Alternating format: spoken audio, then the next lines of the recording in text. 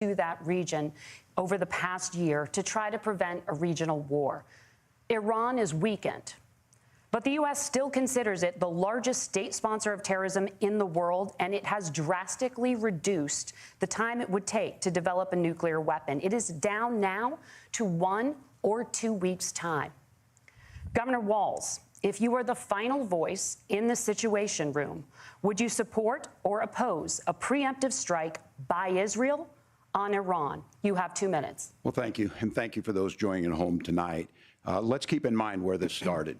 October 7th, Hamas terrorists. Of course, he's got to start with the, of course, I condemn Hamas. Here we go. Here we go with the slobbering. Massacred over 1,400 Israelis. No, none of the real history. We're just going to start in the third act here with October 7th. None of the history before that of oppression by Israel, the Nakba, going back literally decades. None of that. It all started on October 7th, and most people will just take that at face value because they know nothing about the conflict in Israel. And, you know, I'm not expecting everyone to be experts on it. Most people are just struggling to get by in their own lives. So, like, I don't expect everyone to be an expert on this stuff. But he's, of course, not going to give any of the nuance. It's just Hamas bad, which they are, but Israel is also bad. Guarantee he's not going to say that. He might give a little bit of lip service to, we have to end, you know, the suffering in Gaza or wherever, but I guarantee he's just going to grandstand about how, you know, Trump cozies up to dictators and God forbid we have diplomacy or anything like that. And took prisoners. Israel's ability to be able to defend itself is absolutely fundamental. Getting its hostages back, fundamental, and ending the humanitarian crisis in Gaza. There we go. The expansion of Israel and its proxies is an absolute fundamental necessity for the United States to have the steady leadership there. You saw it experienced today, where along with our Israeli partners and our coalition, able to stop the incoming attack. But what's fundamental here is that steady. Didn't seem so stopped to me. Like, of course, I saw some Iron Dome shots that landed on missiles, but I saw a fucking barrage where it was like 25 different missiles all hitting the ground. It looked like an airfield. Looked pretty strategic to me. Looked like pretty effective to me, but again, what do I know? Leadership is going to matter. It's clear, and the world saw it on that debate stage a few weeks ago. A nearly 80-year-old Donald Trump talking about crowd sizes is not what we need in this moment. But it's not just that. It's those that were closest to Donald Trump that understand how dangerous he is when the world is this dangerous. His chief of staff, John Kelly, said that he was the most flawed human being he'd ever met. Here we go. You know all of their talking points at this point if you've been around the block with the Democratic establishment. They're going to talk about how all of the deep state ghouls that were surrounding Donald Trump say he's a terrible person, and I feel like I gotta preempt this whole thing for anyone that's watching this back who doesn't know.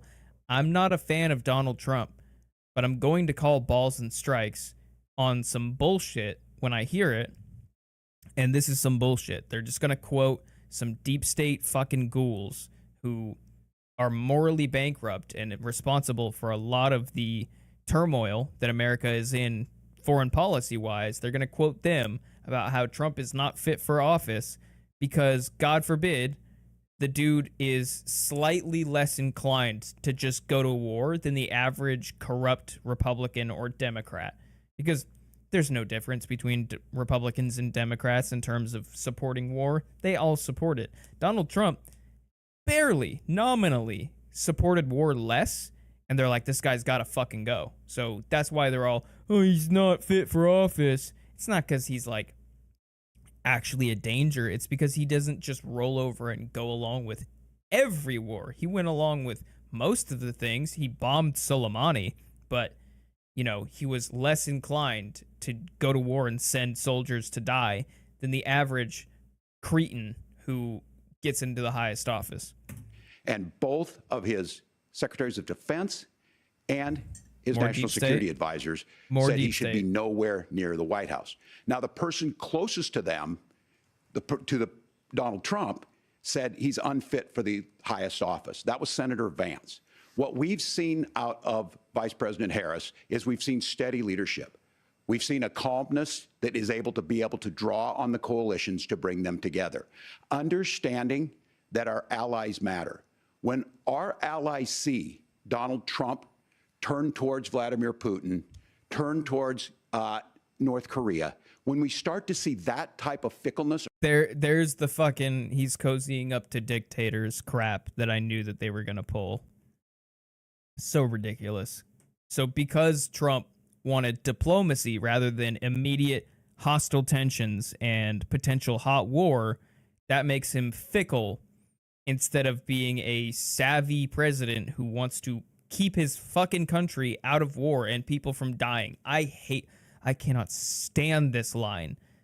Oh my God, it's insulting to the intelligence of anyone who is anti-war, which I think most people are. But it works on people. Just think about it for a second, you morons. What he is saying is that it's a bad thing that Donald Trump decided to sit down and try to have a conversation with these leaders before anything got more hostile and might lead to something that we can't, a genie we can't put back in the bottle. Around holding the coalitions together, we will stay committed. And as the vice president said today, AKA, we will continue to ramp up tensions with these parties, and we will not engage in any diplomacy. The only diplomacy is a bomb being sent their way.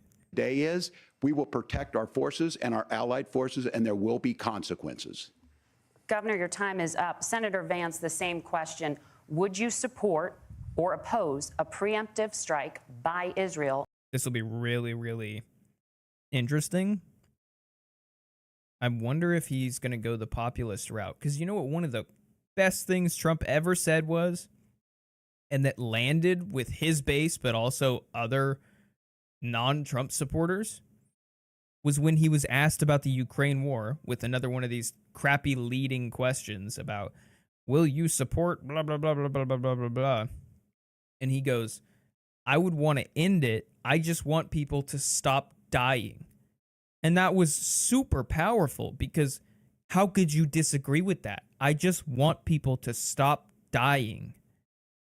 On Iran, you have 2 minutes. So, Margaret, I want to answer the question. First of all, thanks, Governor. Thanks to CBS for hosting the debate. And thanks, most importantly, to the American people who are watching this evening and caring enough about this country to pay attention to this vice presidential debate. I want to answer the question, but I want to actually give an introduction to myself a little bit because I recognize a lot of Americans don't know who either one of us are. I was raised in a working class family. My mother required food assistance for periods of her life. My grandmother required Social Security help to raise me.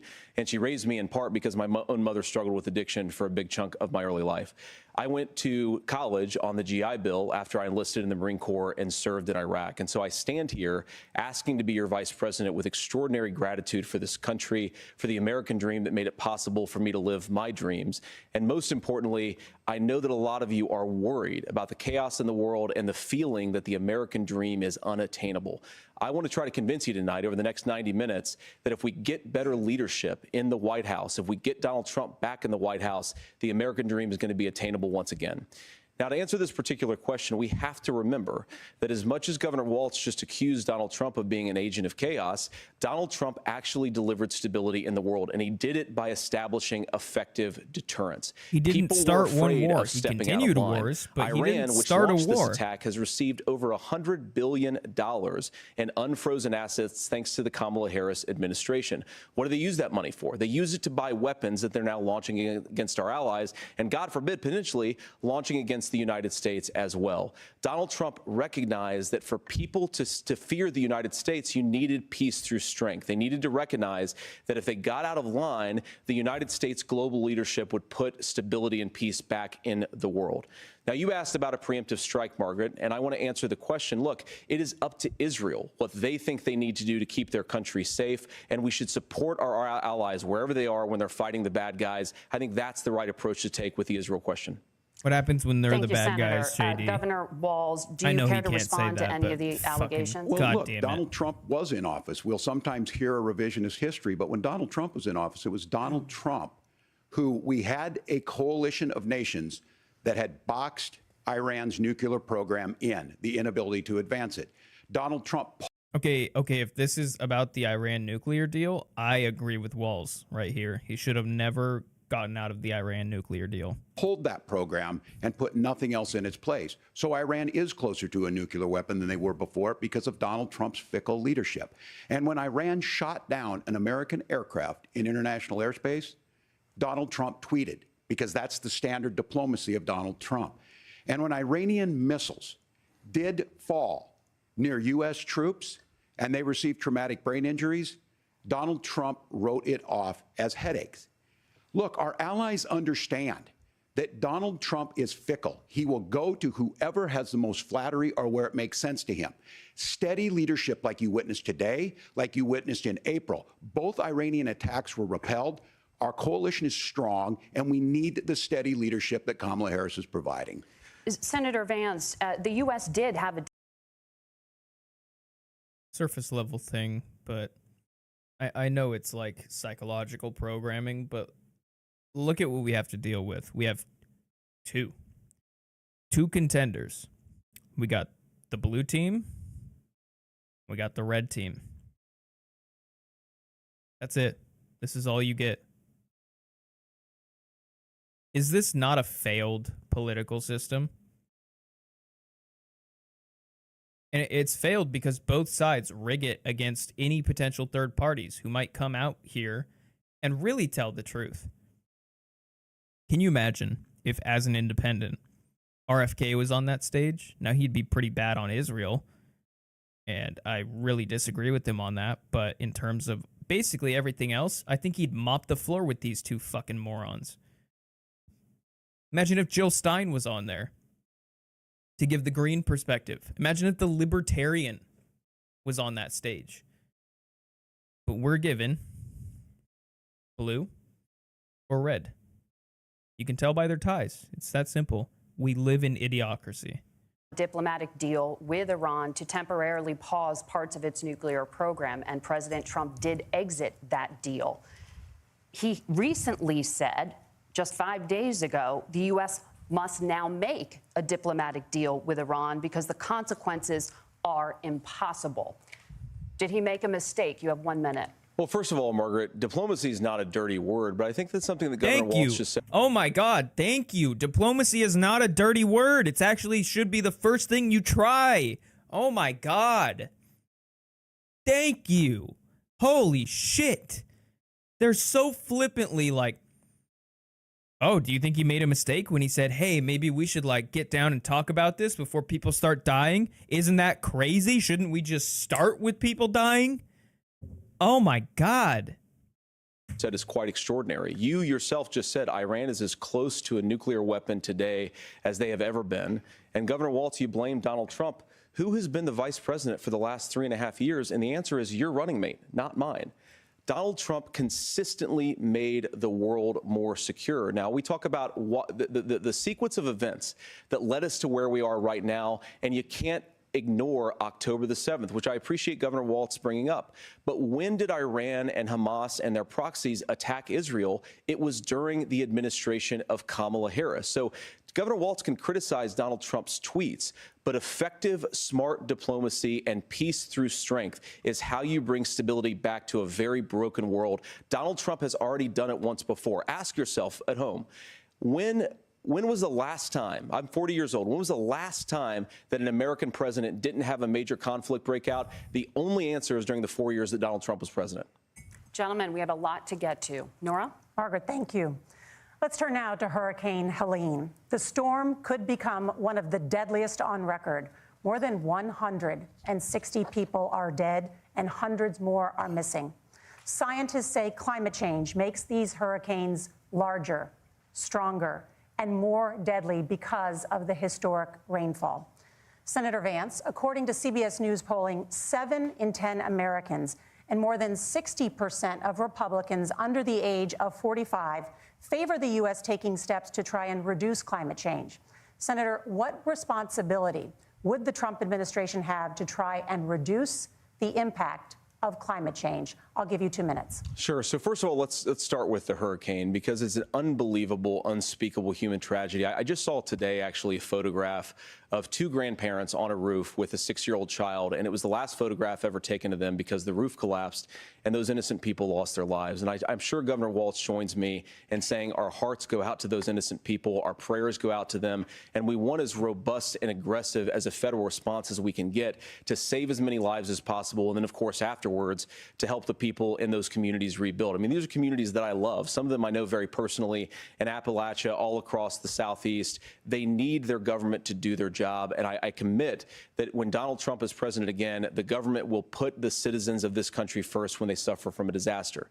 Now, Nora, you asked about climate change. I think this is a very important issue. Look, a lot of people are justifiably worried about all these crazy weather patterns. I think it's important for us, first of all, to say, Donald Trump and I support clean air, clean water. We want the environment to be cleaner and safer. But one of the things that I've noticed some of our Democratic friends talking a lot about is a concern about carbon emissions, this idea that carbon emissions drives all of the climate change. Well, let's just say that's true, just for the sake of argument, so we're not arguing about weird science. Let's just say that's true. Well, if you believe that, what would you want to do? The answer is that you'd want to reshore as much American manufacturing as possible, and you'd want to produce as much energy as possible in the United States of America, because we're the cleanest economy in the entire world. What have Kamala Harris's policies actually led to? More energy production in China, more manufacturing overseas, more doing business in some of the dirtiest parts of the entire world. And when I say that, I mean the amount of carbon emissions they're doing per unit of economic output. So if we actually care about getting cleaner air and cleaner water, the best thing to do is to double down and invest in American workers and the American people. And unfortunately, Kamala Harris has done exactly the opposite.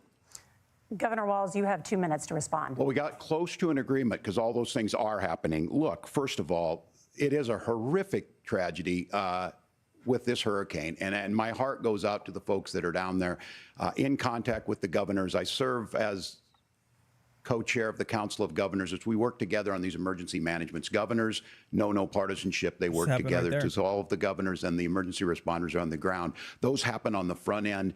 The federal government comes in, makes sure they're there that we recover, but we're still in that phase where we need to make sure that they're staying there, staying focused. Now, look, coming back to the climate change issue, there's no doubt this thing roared onto the scene faster and stronger than anything we've seen.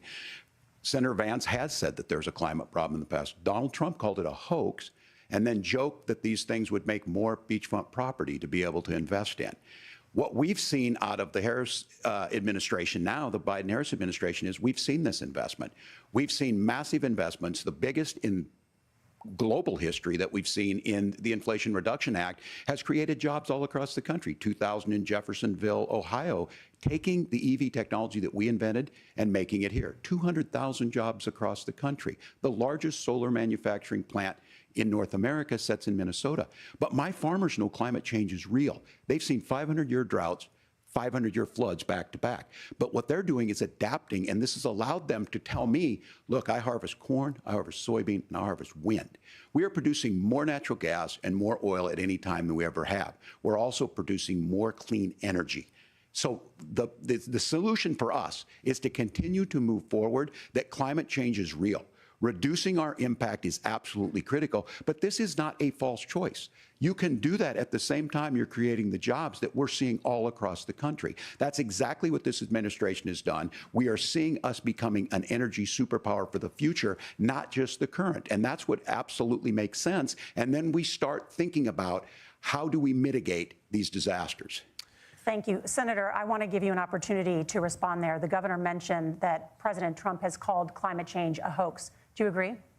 Well, look, what the president has said is that if the Democrats, in particular Kamala Harris and her leadership, if they really believe that climate change is serious, what they would be doing is more manufacturing and more energy production in the United States of America, and that's not what they're doing. So clearly, Kamala Harris herself doesn't believe her own rhetoric on this. If she did, she would actually agree with Donald Trump's energy policies. Now, something Governor Walz said I think is important to touch upon, because when we talk about clean energy, I think that's a slogan that often the Democrats Democrats will use here. And I'm talking, of course, about the Democratic leadership. And the real issue is that if you're spending hundreds of millions or even billions of dollars of American taxpayer money on solar panels that are made in China, number one, you're going to make the economy dirtier. We should be making more of those solar panels here in the United States of America. Some of them are, Tim, but a lot of them are being made overseas in China, especially the components that go into those solar panels. So if you really want to make the environment cleaner, you've got to invest in more energy production. We haven't built a nuclear facility, I think, one in the past 40 years. Natural gas, we got to invest more in it. Kamala Harris has done the opposite. That's raised energy prices. Build more nuclear plants, bro. Oh my God. Yes, thank you. Would you like to respond? Please, well, look, it's the cleanest we're we producing more natural have. gas than we ever have. There's no more Until we have a Dyson sphere, it's the cleanest we have, dude. Like I said again, these are not liberal folks. These are not folks that are Green New Deal folks. These are farmers that have been drought one year, massive flooding the next year. They understand that it makes sense. Look, our #1 export cannot be topsoil from erosion from these massive storms. We saw it in Minnesota this summer. I gotta eat thinking about how do we respond to that, we're thinking ahead on this. And what Kamala Harris has been able to do in Minnesota, we're starting to weatherproof some of these things. The infrastructure law that was passed allows us to think about mitigation in the future. How do we make sure that we're protecting by burying our power lines? How do we make sure that we're protecting lakefronts and things that we're seeing more and more of? But to call it a hoax and to take the oil company executives to Mar-a-Lago, say, give me money for my campaign, and I'll let you do whatever you want. We can be smarter about that, and an all-above energy policy is exactly what she's doing, creating those jobs right here. Governor, your time is up. The overwhelming consensus among scientists is that the Earth's climate is warming at an unprecedented rate. Margaret? Thank you, Nora. We're going to turn now to immigration. The crisis at the U.S.-Mexico border consistently ranks as one of the top issues for American voters. Senator Vance, your campaign is pledging to carry out the largest mass deportation plan in American history and to use the U.S. military to do so. Could you be more specific about exactly how this will work? For example, would you deport parents who have entered the U.S. illegally and separate them from any of their children who were born on U.S. soil? You have 2 minutes. So first of all, Margaret, before we talk about deportations, we have to stop the bleeding. We have a historic immigration crisis because Kamala Harris started and said that she wanted to undo all of Donald Trump's border policies. 94 executive orders suspending deportations, decriminalizing illegal aliens, massively increasing the asylum fraud that exists in our system. That has opened the floodgates. And what it's meant is that a lot of fentanyl is coming into our country. I had a mother who struggled with opioid addiction and has gotten clean. I don't want people who are struggling with addiction to be deprived of their second chance because Kamala Harris let in fentanyl into our communities at record levels. So you've got to stop the bleeding. You've got to re-implement Donald Trump's border policies, build the wall, re-implement deportations. And that gets me to your point, Margaret, about what do we actually do? So we've got 25 million illegal aliens who are here in the country. What do we do with them? I think the first thing that we do is we start with the criminal migrants. About 1 million of those people have committed some form of crime in addition to crossing the border illegally. I think you start with deportations on those folks. And then I think you make it harder for illegal aliens to undercut the wages of American workers. A lot of people will go home if they can't work for less than minimum wage in our own country. And by the way, that'll be really good for our workers who just want to earn a fair wage for doing a good day's work. And the final point, Margaret, is you ask about family separation. Right now in this country, Margaret, we have 320,000 children that the Department of Homeland Security has effectively lost. Some of them have been sex trafficked. Some of them hopefully are at homes with their families. Some of them have been used as drug trafficking mules. The real family separation policy in this country is unfortunately Kamala Harris's wide open southern border. And I'd ask my fellow Americans to remember when she came into office, she said she was going to do this. Real leadership would be saying, you know what, I screwed up. We're going to go back to Donald Trump's border policies. I wish that she would do that. It would be good for all of us. Governor, do you care to respond to any of those specific allegations, including that the vice president is, quote, letting in fentanyl and using kids as drug mules, among other things regarding children. The drug mule is not true, but I will say about this, about the fentanyl, because this is a crisis of this, the opioid crisis. And the good news on this is the last 12 months saw the largest decrease in opioid deaths in our nation's history, 30% decrease in Ohio, but there's still more work to do. But let's go back to this on immigration. Kamala Harris was the Attorney General of the largest state and a border state in California. She's the only person in this race who prosecuted transnational gangs for human trafficking and drug interventions. But look, we all want to solve this. Most of us want to solve this, and that is the United States Congress. That's the Border Patrol agents. That's the Chamber of Commerce. That's most Americans out here. That's why we had the fairest and the level, but I toughest can't stand bill this guy's lips. on immigration that this nation's seen. Be right back. It was crafted by a conservative senator from Oklahoma, James Lankford. I know him. He's super conservative, but he's a man of principle, wants to get it done. Democrats and Republicans worked on this piece of legislation. The Border Patrol said, this is what we need in here. These are the experts. And the Chamber of Commerce and the Wall Street Journal said, pass this thing. Kamala Harris helped get there. 1,500 new border agents, detection for drugs, DOJ money to speed up these the adjudications on this, just what America wants. But as soon as I was getting ready to pass and actually tackle this, Donald Trump said no, told them to vote against it because it gives him a campaign issue.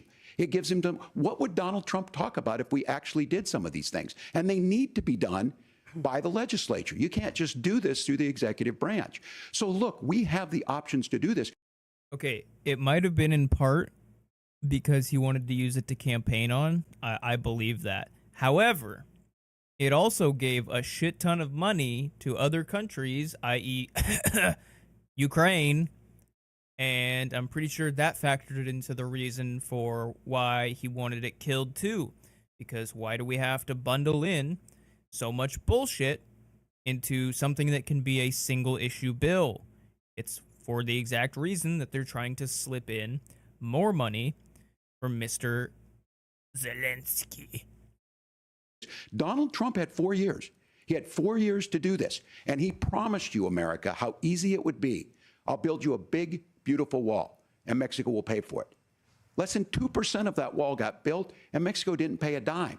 But here we are again, 9 years after he came down that escalator, dehumanizing people and telling them what he was going to do. As far as the deportation plan, at one point, Senator Vance said it was so unworkable to be laughable.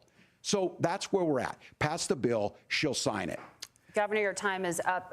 Senator, the question was, will you separate parents from their children, even if their kids are U.S. citizens? You have 1 minute. Margaret, my point is that we already have massive child separations thanks to Kamala Harris's open border. And I didn't accuse Kamala Harris of inviting drug mules. I said that she enabled the Mexican drug cartels to operate freely in this country. And we know that they use children as drug mules, and it is a disgrace, and it has to stop. Look, I think what Tim said just doesn't pass the smell test. For 3 years, Kamala Harris went out bragging that she was going to undo Donald Trump's border policy. She did exactly that. We had a record number of illegal crossings. We had a record number of fentanyl coming into our country. And now that she's running for president, or a few months before, she says that somehow she got religion and cared a lot about a piece of legislation. The only thing that she did when she became the vice president, when she became the appointed border czar, was to undo 94 Donald Trump executive actions that opened the border. This problem is leading to massive problems in the United States of America. Parents who can't afford health care, schools that are overwhelmed. It's got to stop, and it will when Donald Trump is president again. Senator, your time is up. Governor, what about our CBS News polling, which does show that a majority of Americans, more than 50%, support mass deportations? Look, we fix this issue with a bill that is necessary, but the issue on this is what happens when you don't want to solve it. You demonize it. And we saw this, and Senator Vance, and it surprises me on this, talking about and saying, I will create stories to bring attention to this. That vilified a large number of people who were here legally in the community of Springfield. The Republican governor said, it's not true, don't do it. There's consequences for this. There's consequences. We could come together. Senator Lankford did it. We could come together and solve this if we didn't let Donald Trump continue to make it an issue. And the consequences in Springfield were the governor had to send state law enforcement to escort kindergartners to school.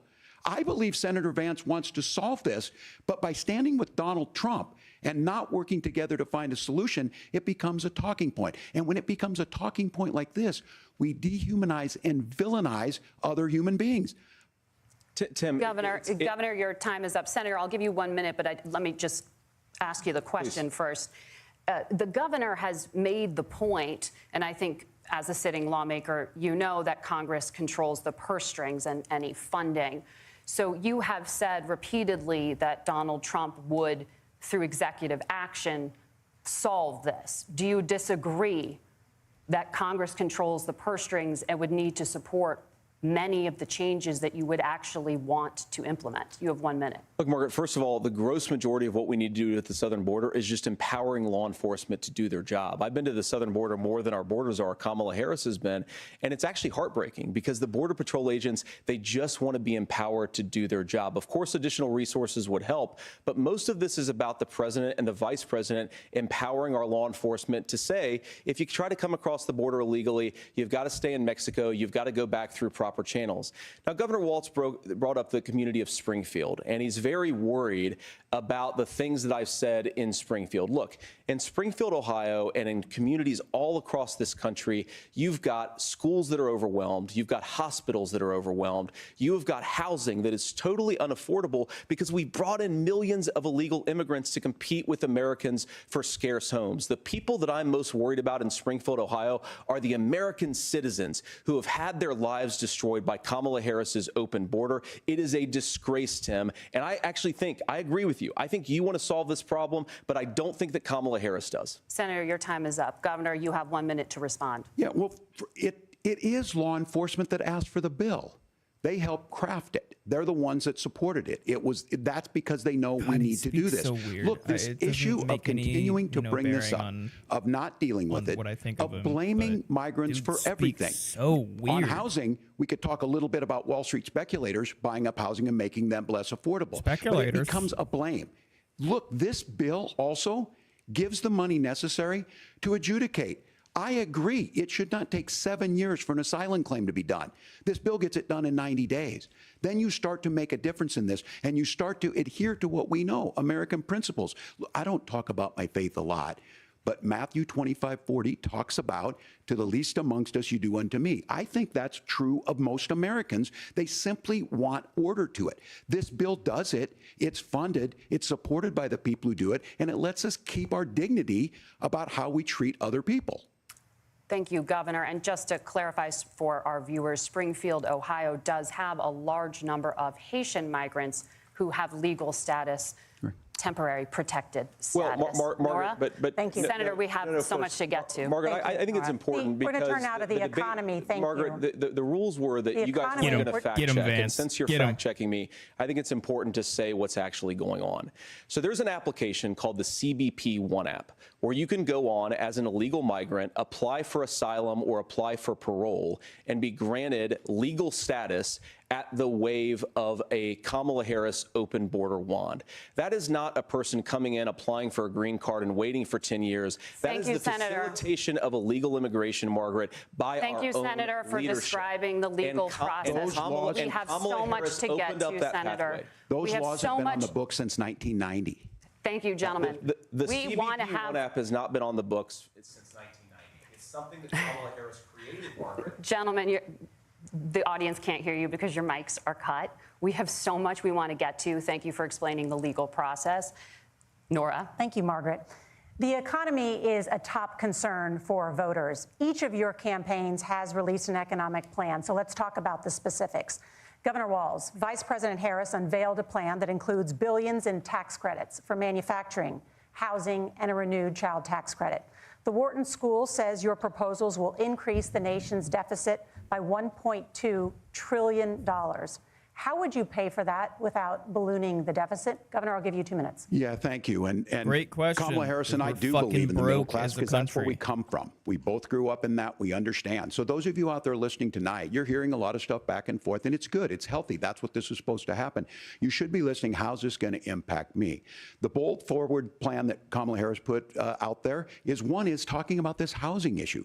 The one thing is there's 3 million new houses proposed under this plan with down some payment better lighting. assistance on the front end to get you in a house. A house is much more than just an asset to be traded somewhere. It's foundational to where you're at. And then making sure that the things you buy every day, whether they be prescription drugs or other things, that there's fairness in that. Look, the $35 insulin is a good thing, but it costs $5 to make insulin.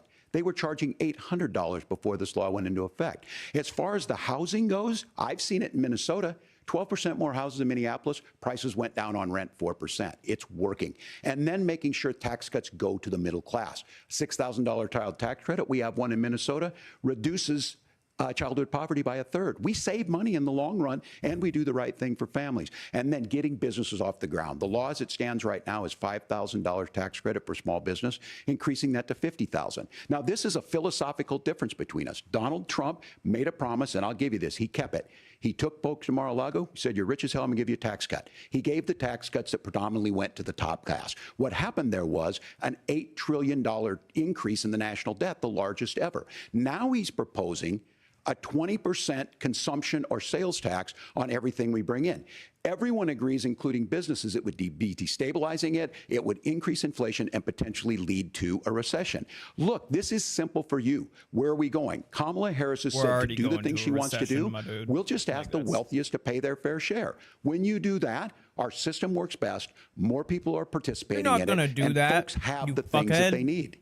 Senator, I want to give you a moment to respond on that. But similarly, the Wharton School has done an analysis of the Trump plan and says it would increase. Dude, I love how they basically co-opted Bernie Cuck Sanders, and now he's such a good little boy, good little Democrat, that he's like, yeah, basically go use my catchphrase.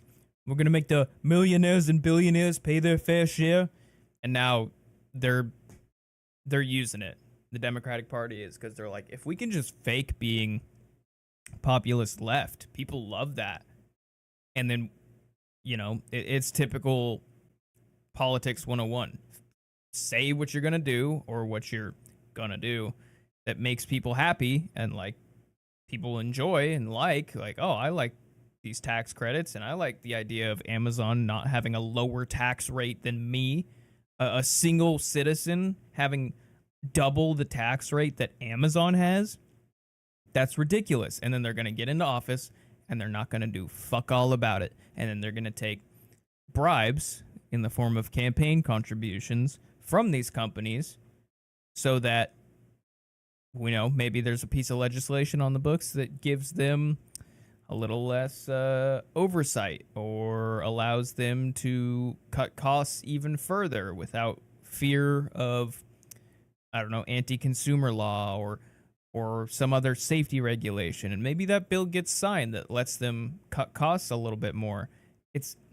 We all know that that's how the government works, Congress and the presidency. But you know, and I'm not saying J.D. Vance is some bastion of honesty, but in terms of like actually fulfilling what they say they're going to do, in a relative sense, I think Trump is much more like he actually maybe believes it and would follow through. Still not a high bar to clear, but compared to the Democrats that are just completely paid actors, they're just cynical, you know, like, all right, this is what I got to say to get in office. And then as soon as they fucking get in office, they crumple the piece of paper up and throw it out. That's it. You know, Obama promised so much. I recently went back and watched a compilation of all the promises Obama made, and he literally did the opposite of damn near every single one. We're going to stamp out the corruption, fills his cabinet with a memo from Citibank. Basically, they're like, hey, here's some people that we really think that you should pick. Because, of course, they're all friendly to, venture capital and Wall Street. And he literally picked every single one off of that list. Wasn't even trying to hide it. He bailed out the banks during the 2008 financial crisis when he said he was going to try and restore the middle class. I could go on and on and on and on and on. And that's why I can't stand the Democrats, honestly, more than the Republicans. For the longest time, I was like, you know what? I can't stand the Republicans either. And I'm on the left. So, of course, ideologically, I disagree with them a lot more. But I would rather have someone who I disagree with that is open and honest about what they believe. More so. They're not super honest.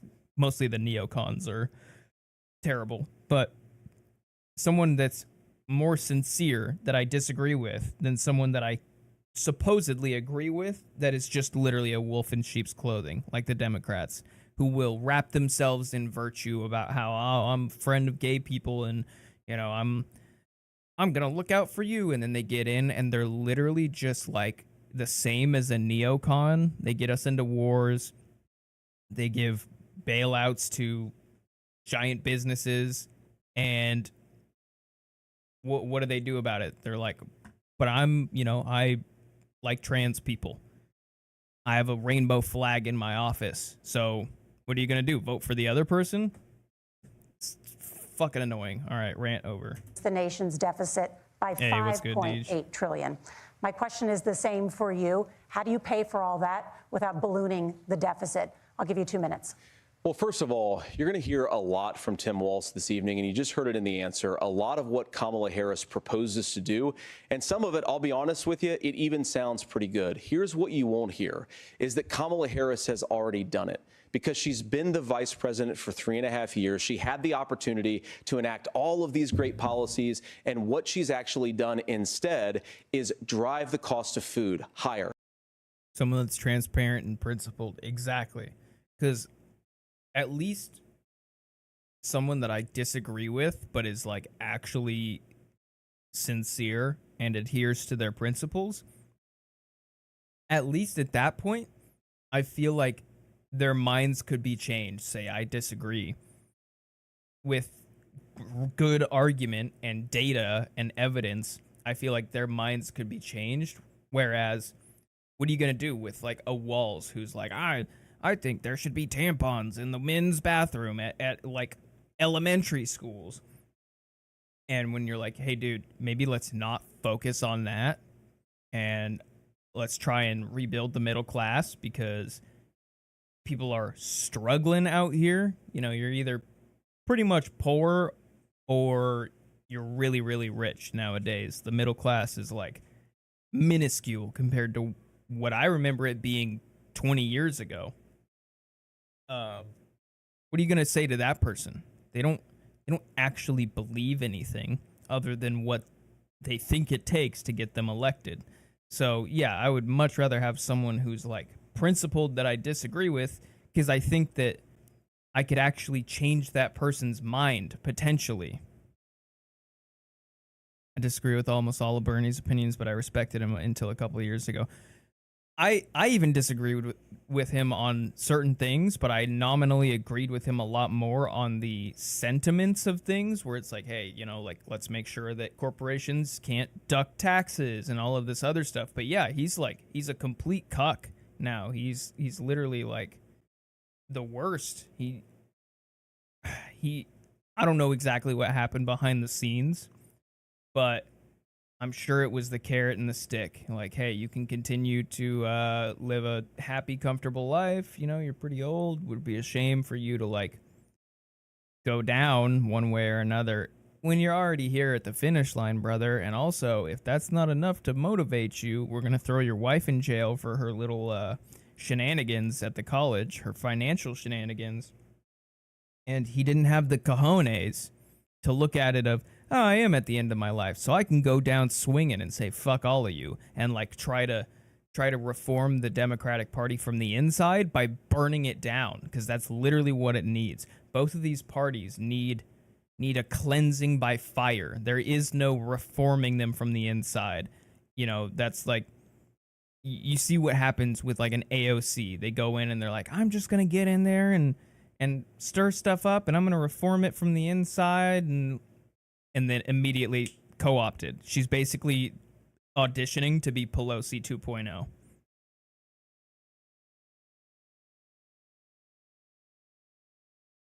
As transparent as a politician can be, yeah. Yeah, exactly. He definitely said what he thought, or at least I hope that is what was going on. But yeah, no, he was the massive disappointment that a lot of the lefty liberals online that I know disillusioned them from not only the Democratic Party, because most of them, including me, were already like hating on the Democratic Party, but just electoral politics in general once they realized how rigged by both sides it is. I mean, you look no further than what happened to RFK by the DNC in this election, where they were like, nope, we're going to make sure that the party of we want to uphold democracy was trying to get someone with more than enough signatures kicked off the ballot for tiny little, like, I think he won, so they weren't even errors, but like process errors, and then tried to keep him on when he wanted to leave to benefit Trump. So, spare me your fucking holier than thou virtue signaling about upholding democracy. The Democrats are the least democratic party ever. But like I was kind of saying earlier in this, I don't know when you tuned in, but it's shitty that, look, they got color coordinated ties. So you got Mr. Blue Tie right here. You kind of can't see it past my big ass head, but you got Mr. Blue Tie, and then you got Mr. Red Tie. And these are our two main options. And we don't even have a third party that maybe they wouldn't win, but they could like actually put their thumb on the scale. We don't even have that because of how rigged the system is against it. And so you get to vote for blue pro-war with tampons in children's men's bathroom, or you get to vote for red pro-war. I'm friends with Peter Thiel, and I'm involved with Palantir and like spying on people. You're so fucked either way. Regardless of what you think of Trump, and I like Trump way better than I do Vance, because I think if the torch is getting passed to this dude, it is scary, because he is. I don't trust him. I don't know if he's actually principled. He could be, not saying he's not, but I just get that vibe from him where it's like, oh, you're going to use the Trump kind of populism that makes Trump very popular, because populism is popular. It's, it's a tautology, but it's true. But you're just going to use that to like launch yourself. And then you're going to basically become a slightly more populist neocon. Like, that's what I see from him. And then you got Tim Walz, who's like this bumbling fucking oaf, who's definitely authoritarian, super authoritarian during COVID. And, just virtue signals. Blue and red ties, just in case you forget what side you're on. It's literally idiocracy. We live in idiocracy. I vote for the guy with the blue tie, or I like the red tie better. And it's just so fucking ridiculous. They do this, like, they'd rather do these psychological games than like just rely on, and this was Bill Clinton. He called it triangulation. Instead of saying things that might appeal to people, I'm going to still try to, but focus so much more on the optics and the psychology of making sure that I look this way, and I put this specific color tie because that in the focus group got the most amount of likes. And it's like, why are you spending so much time on this when you could just, I don't know, be an honest person who like has some good policies and you're gonna win? Like, no one gives a fuck about the psychological stuff. Sure, it might affect the margins, but like, if one of these dudes showed up in like a suit, but it was not as like super nice and proper as this, but just came up there and fucked shit up and said everything, honestly, and was basically like, no, honestly, both of these parties suck. we really need like a revolution. We need to cleanse all of the deep state and all of Congress. We're way too corrupt to be able to like get anything done. And just came up there and just started spitting facts. I could give two shits if the dude was in gym shorts. I'd prefer he was in a suit because obviously it projects professionalism to other countries, but still, I could give two fucks. I'm gonna side with the person who I agree with, who I trust more to actually speak the truth and deliver on what they're saying.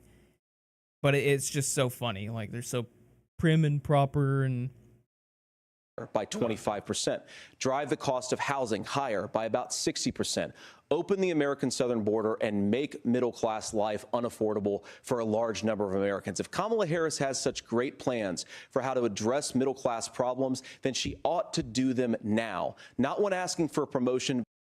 no. Kamala Harris's plan is, so when I was a kid, I had a second mother. She was a small business owner. We were lower middle class. Yada, yada, yada. 2 minutes of backstory. And so what that means is I want to create an opportunity economy.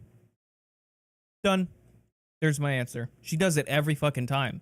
It's become a meme now. A lot of videos I've seen, especially on one of the more recent ones, they literally go like, I saw all the comments and they're like, no fucking way she's doing the when I was a kid shtick again, and everyone's catching on. It's like, she's so memeable because there's no thoughts up here. She is just a hollow shell, a vector, if you will, for whatever the Democratic Party wants her to say. That's it. But in the job the American people gave her 3.5 years ago. And the fact that she isn't tells you a lot about how much you can trust her actual plans. Now, Donald Trump's economic plan is not just a plan, but it's also a record. A lot of those same economists attack Donald Trump's plans, and they have PhDs, but they don't have common sense and they don't have wisdom, because Donald Trump's economic policies delivered the highest take-home pay in a generation in this country, 1.5% inflation, and to boot, peace and security all over the world. So when people say that Donald Trump's economic plan doesn't make sense, can't really argue I say, with that. look at the record. He delivered rising take-home pay for American workers. Now, Not gonna say it Tim was great, admirably admits that they want to undo the Trump way tax better cuts. than it But is if you now. look at what was so different about Donald Trump's tax cuts, even from previous Republican tax cut plans, is that a lot of those resources went to giving more take-home pay to middle-class and working-class Americans. It was passed in 2017, and you saw an American economic boom unlike we've seen in a generation in this country. That is a record that I'm proud to run on, and we're going to get back to that common sense wisdom so that you can afford to live the American dream again. I know a lot of you are struggling. I know a lot of you are worried about paying the bills. It's going to stop when Donald Trump brings back common sense to this country. Governor, do you want to respond to that? What has Kamala Harris done for the middle class? Yeah, well, Kamala Harris's day one was Donald Trump's failure on COVID that led to the collapse of our economy. We were already before COVID in a manufacturing recession, but 10 million I don't want to hear shit about COVID from you, Mr. Lockdown Mandate. people out of work, largest percentage since the Great Depression. 9 million jobs closed on that. That was day one, whether it was the Infrastructure Act or other things we moved. Now, you made a question about experts, said this. I've made a note of this. Economists can't be trusted. Science can't be trusted. National security folks can't be trusted. Look, if you're going to be president, you don't have all the answers. Donald Trump believes he does. My pro tip of the day is this. If you need heart surgery, listen to the people at the Mayo Clinic in Rochester, Minnesota, not Donald Trump. How did that get us in COVID, you absolute fuckstick? How did that get us during COVID? It got you locking people down, destroying people's livelihoods for a virus that only, I don't want to minimize the damage that the virus did for people who did lose loved ones. And heart goes out to anyone who was affected in that way. But what was clear from the beginning and what anyone with common sense knew is, okay, now that we've seen that this isn't like the bubonic plague gonna sweep through or like the Spanish flu and kill healthy young people. Once we realized that it really was a cardiovascular disease and was a disease of, for lack of a better word, fucking fat people and people with bad cardiovascular systems, then you could treat it selectively in that way. Hey, you're in a high risk category.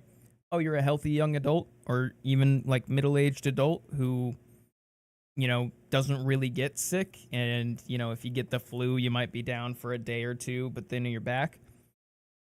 You'll be fine. You know, you'll be fine with this. Get your vitamin D up, get your zinc up. If they didn't demonize ivermectin as horse paste, if they didn't try to basically hamper the monoclonal antibodies, basically if they told people to get off your ass and stop being a fat fucking slob and you're probably going to do just fine with this virus, we would have had a lower death rate, but then that would have prevented this whole notion of how we have to lock down. And I think that was also a means for them to do, kind of see what they could get away with in terms of authoritarianism, but also it gave them the opportunity to craft some of these bills, like the CARES Act, which was the largest upward transfer of wealth in human history. It ballooned our debt, which is one of the biggest problems. I used to, you know, listen to a lot of the Democratic leaning economists who are like, oh my God, you know, the country isn't a bank account. You can't just apply those principles like you would a bank account. It's not like balancing a checkbook. And it's not exactly like that, of course.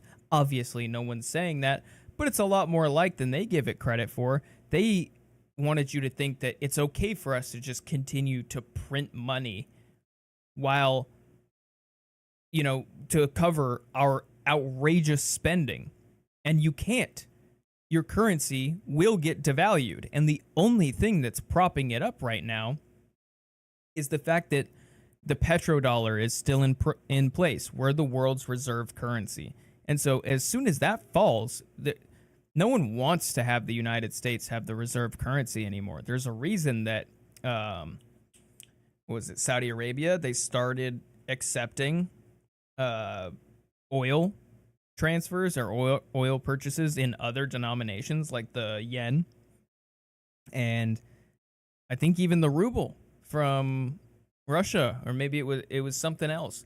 But we used to have a contract essentially with them that everyone had to buy oil from these countries in dollars. And so that's what made us the world's reserve currency. And that is the only thing propping us up and keeping us from suffering the immediate ramifications of our mass money printing.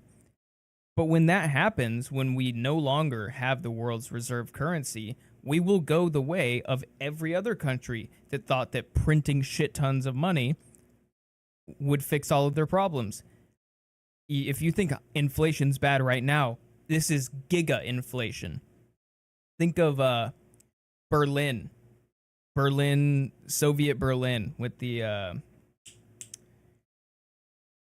God damn it, I'm blanking on the name. I don't think it was the mark, the German mark. It was whatever their currency was over on the Soviet side when they were just printing money. And there's the stories. It's like a historical lesson about printing money leads to inflation. People would have to buy a loaf of bread with a wheelbarrow full of cash. And that's effectively what is going to happen to us. We need to deal with this debt and deficit, and we need to stop spending so much money. I would argue one of the first places to cut is the military. It's not saying, oh, we need to not have a military. It's saying, hey, we spend so much money on the military, like 40% of it, that we don't even know where it goes because it's black, you know, whatever they call it, black budget. You think we could cut probably quite a bit out of this? And I'm sure that if we actually exercised like they claim to do, like Walz and Harris claim to, if we actually buckled down and got corporations to pay even just a little bit more in taxes, because in theory, they pay what sounds like a fair amount, but through all of these loopholes, they end up paying way less than that. There was even a 1 year where Amazon paid $0 in federal income federal taxes because of a lot of write-offs and loopholes that they had found. You know, these companies have whole divisions of financial professionals and lawyers to basically get them out of as many taxes as possible. And if they just actually had to pay, still be massively profitable. It's not like, oh my God, Amazon's like, oh, I can't survive when instead of paying 10% tax rate, I actually have to pay the 25% or whatever it is. There's still going to be multiple billions of dollars of profits. We could generate a lot more tax revenue because just collecting more taxes from the masses will only hurt the people who are already paying ridiculous amounts of money that they earned to the government, who sends it off to other countries. But in the grand scheme of things, it's not going to make that much of a dent. We already pay a good amount of taxes. Where else do you, how else do you get our deficit down? You stop the outrageous spending, cut it massively, and you figure out all of the areas where the taxes are being skirted. That alone, I don't know if it would exactly stop the deficit and start it going down, but it would slow the bleed immensely. And over time, then you can figure out how to start whittling away at it. But we're so far in the hole that we're literally on a cliff, just kind of shaking, about to fall off. And I don't know how I got on this tangent, but I think it was because Walz, he's not, I don't want to hear shit about the middle class, that's right, and COVID with him, because he was one of the most authoritarian assholes when it came to locking people down and destroying their livelihood, which was terrible for the middle class. So I don't want to hear shit from this oaf. And the same thing goes with this. And I ask you out there, teachers, nurses, truck drivers, or whatever, how is it fair that you're paying your taxes every year and Donald Trump hasn't paid any federal tax in the last 15 years, and the last year as president? That's what's wrong with the system. There's a way around it, and he's bragged about that. We're just asking for fairness in it, and that's all you want. You have a minute. Governor, you say trust the experts. But those same experts for 40 years said that if we shipped our manufacturing base off to China, we'd get cheaper goods. They lied about that. They said if we shipped our industrial base off to other countries, to Mexico and elsewhere, it would make the middle class stronger. That's a great rebuttal. They were wrong about that. They were wrong about the idea that if we made America less self-reliant, less productive in our own nation, that it would somehow make us better off, and they were wrong about it. And for the first time in a generation, Donald Trump had the wisdom and the courage to say to that bipartisan consensus, we're not doing it anymore. We're bringing American manufacturing back. We're unleashing American energy. We're going to make more of our own stuff. And this isn't just an economic issue. I mean, I've got 3 beautiful little kids at home, 7, 4, and 2, and I love them very much, and I hope they're in bed right now. But look, so many of the drugs, the pharmaceuticals that we put in the bodies of our children are manufactured by nations that hate us. This has to stop, and we're not going to stop it by listening to experts. We're going to stop it by listening to common sense wisdom, which is what Donald Trump governed on. Senator, your time is up. Governor Walz, can you address that? I mean, voters say they trust Donald Trump on the economy more. Why? Well, if you're listening tonight and you want billionaires to get tax cuts, you heard what the numbers were.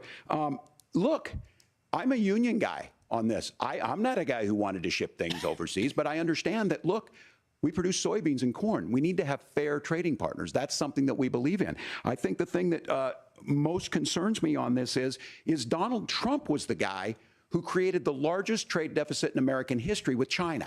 So the rhetoric is good. Much of what the senator said right there, I'm in agreement with him on this. I watched it happen too. I watched it to my communities, and we talked about that. But we had people undercutting the right to collectively bargain. We had right to work states made it more difficult. We had companies that were willing to ship it over, and we saw people profit. Folks that are venture capital in some cases, putting money into companies that were overseas. We're in agreement that we bring those home. The issue is Donald Trump is talking about it. Kamala Harris has a record, 250,000 more manufacturing jobs just out of the IRA. May I respond to that? Yes. So appreciate that. So if you notice, what Governor Walz just did is he said, first of all, Donald Trump has to listen to the experts.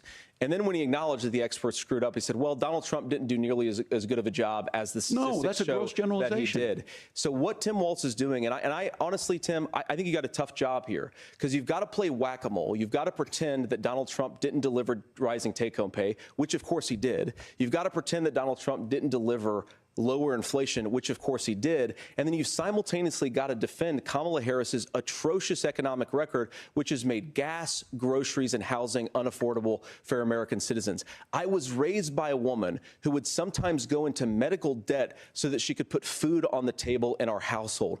I know what it's like to not be able to afford the things that you need to afford. We can do so much better. To all of you watching, we can get back to an America that's affordable again. We just got to get back to common sense economic principles. I hope we have a conversation on health care then. Senator, Governor. Please. Thank you. Margaret? We have a lot to get to ahead, gentlemen, on many topics. But right now, I want to talk about personal qualifications. The vice president is often the last voice the president hears before making consequential decisions. We want to ask you about your leadership qualities. Governor Walz, you said you were in Hong Kong during the deadly Tiananmen Square protests in the spring of 1989. Wait, what? But Minnesota Public Radio and other media outlets are reporting that you actually didn't travel to Asia until August of that year. Can you explain that discrepancy? Yeah, well, and to the folks out there who didn't get at the top of this, look, I grew up in small rural Nebraska, town of 400, town that you rode your bike with your buddies till the streetlights come on, and I'm proud of that service. I joined the National Guard at 17, worked on family farms, and then I used the GI Bill to become a teacher, passionate about it, a young teacher. My first year out, I got the opportunity in the summer of '89 to travel to China. 35 years ago, be able to do that. I came back home and then started a program to take young people there. We would take basketball teams, we would take baseball teams, we would take dancers, and we would go back and forth to China. The issue for that was to try and learn. Now, look, my community knows who I am. They saw where I was at. Look, I will be the first to tell you, I have poured my heart into my community. I've tried to do the best I can, but I've not been perfect. And I'm a knucklehead at times, but it's always been about that. Those same people elected me to Congress for 12 years.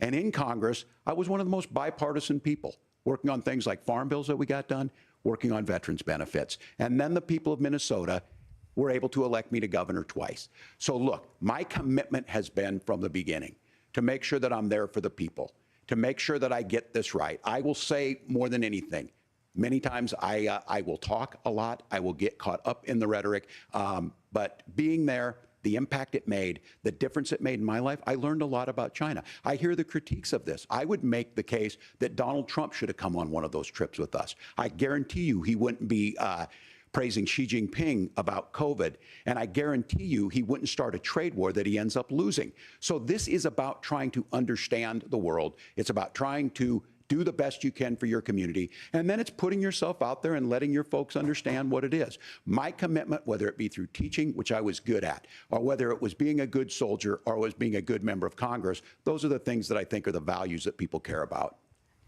Governor, just to follow up on that, the question was, can you explain the discrepancy? All I said on this was I got there that summer and misspoke on this. So I will just, that's what I've said. So I was in Hong Kong and China during the democracy protests went in. And from that, I learned a lot of what needed to be in governance. Thank you, Governor. Senator Vance, in 2016, you called your running mate, Donald Trump, unfit for the nation's highest office, and you said he could be America's Hitler. You knew he was going to get this question. I know you've said, you've been asked many times, and you've said you regret those comments. and explained you then voted for Donald Trump in 2020. But the Washington Post reported new messages last week in which you also disparaged Trump's economic record while he was president, writing to someone in 2020, quote, "Trump thoroughly failed to deliver his economic populism." You're now his running mate, and you've shifted many of your policy stances to align with his. If you become vice president, why should Americans trust that you will give Donald Trump the advice he needs to hear and not just the advice he wants to hear? You have 2 minutes. Well, first of all, Margaret, because I've always been open. And sometimes, of course, I've disagreed with the president, but I've also been extremely open about the fact that I was wrong about Donald Trump. I was wrong, first of all, because I believed some of the media stories that turned out to be dishonest fabrications of his record. But most importantly, Donald Trump delivered for the American people. Rising wages, rising take-home pay, an economy that worked for normal Americans, a secure southern border, a lot of things, frankly, that I didn't think he'd be able to deliver on. And yeah, when you screw up, when you misspeak, when you get something wrong and you change your mind, you ought to be honest with the American people about it. It's one of the reasons, Margaret, why I've done so many interviews is because I think it's important to actually explain to the American people where I come down on the issues and what changed. Now, you pointed out to messages from 2020. Margaret, I've been extremely consistent that I think there were a lot of things that we could have done better in the Trump administration the first round if Congress was doing its job. I strongly believe, and I've been a United States Senator, that Congress is not just a high-class debating society. It's not just a forum for senators and congressmen to whine about problems. It's a forum to govern. So there were a lot of things on the border, on tariffs, for example, where I think that we could have done so much more if the Republican Congress and the Democrats in Congress had been a little bit better about how they govern the country. They were so obsessed with impeaching Donald Trump, they couldn't actually govern. And I want to talk about this tariff issue in particular, Margaret, because Tim just accused this of being a national sales tax. Look, the one thing, and you're probably surprised to hear me praising Joe Biden, but the one thing that Joe Biden did is he continued some of the Trump tariffs that protected American manufacturing jobs. And it's the one issue, the most pro-worker part of the Biden administration, it's the one issue where Kamala Harris has run away from Joe Biden's record. Think about this. If you're trying to employ slave laborers in China at $3 a day, you're going to do that and undercut the wages of American workers unless our country stands up for itself and says you're not accessing our markets unless you're paying middle-class Americans a fair wage. Senator, your time is up. Nora? Thank you. Now to the issue of reproductive rights. Governor Walz, after Roe versus Wade was overturned, you signed a bill into law that made Minnesota one of the least restrictive states in the nation when it comes to abortion. Former President Trump said in the last debate that you believe abortion, quote, in the 9th month is absolutely fine. Yes or no? Is that what you support? I'll give you 2 minutes. That's not what the bill says, but look, this issue is what's on everyone's mind. Donald Trump put this all into motion. He brags about how great it was that he put the judges in and overturned Roe versus Wade, 52 years of personal autonomy. And then he tells us, oh, we send it to the states. It's a beautiful thing. Amanda Zaworski would disagree with you on it's a beautiful thing. A young bride in Texas waiting for their child at 18 weeks. She has a complication, a tear in the membrane. She needs to go in. The medical care at that point needs to be decided by the doctor. And that would have been an abortion. But in Texas, that would have put them in legal jeopardy. She went home, got sepsis, nearly dies, and now she may have difficulty having children. Or in Kentucky, Hadley Duvall, a 12-year-old child raped and impregnated by her stepfather. Those are horrific. Now, when God asked about that, Senator Vance said, 2 wrongs don't make a right. There is no right in this. So in Minnesota, what we did was restore Roe versus Wade.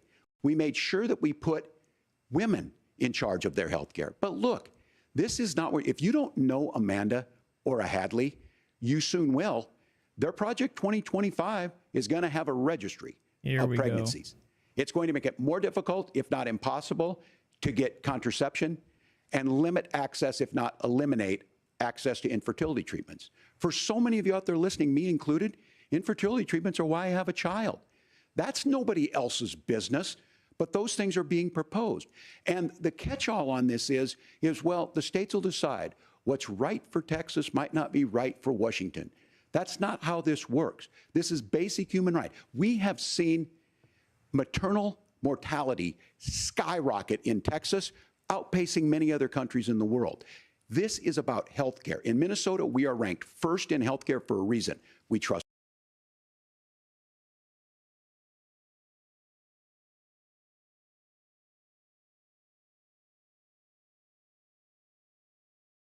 planned pregnancies and decided to terminate those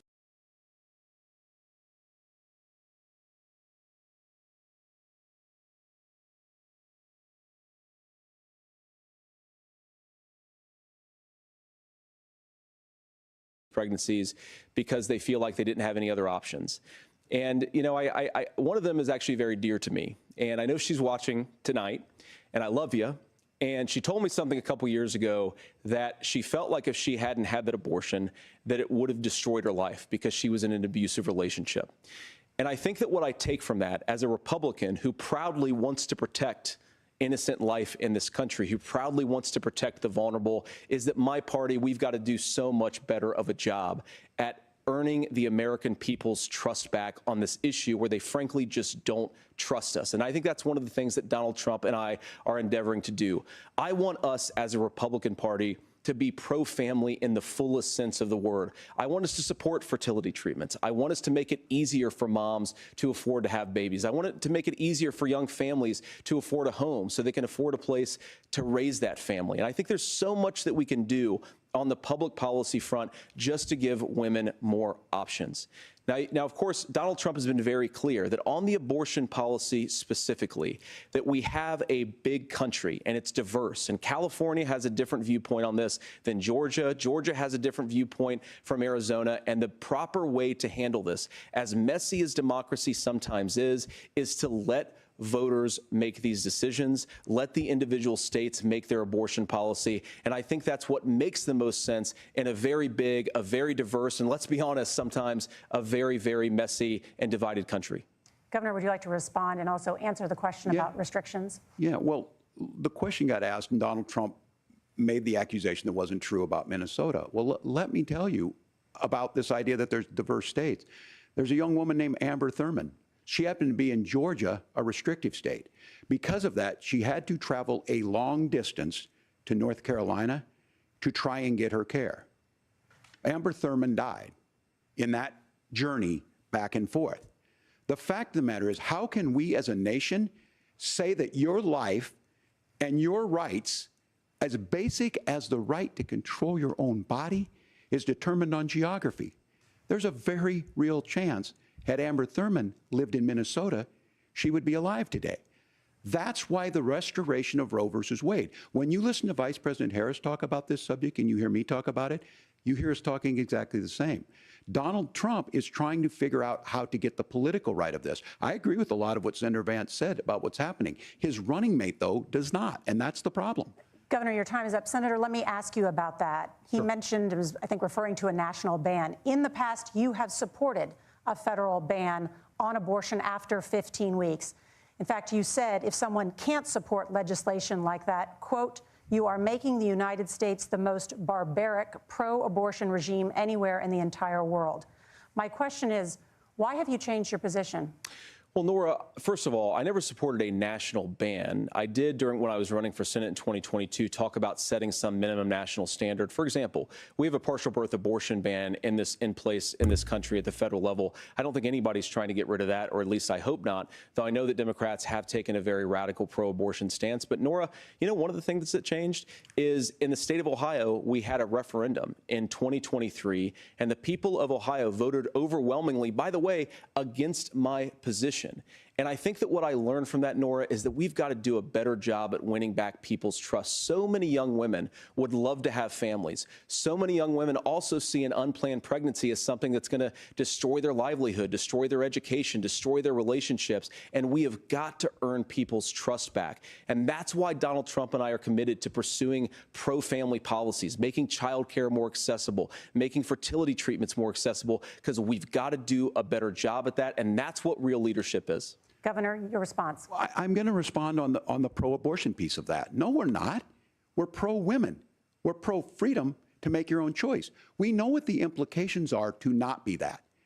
Women having miscarriages, women not getting the care, physicians feeling like they may be prosecuted for providing that care. And as far as making sure that we're educating our children and giving them options, Minnesota's a state with one of the lowest teen pregnancy rates.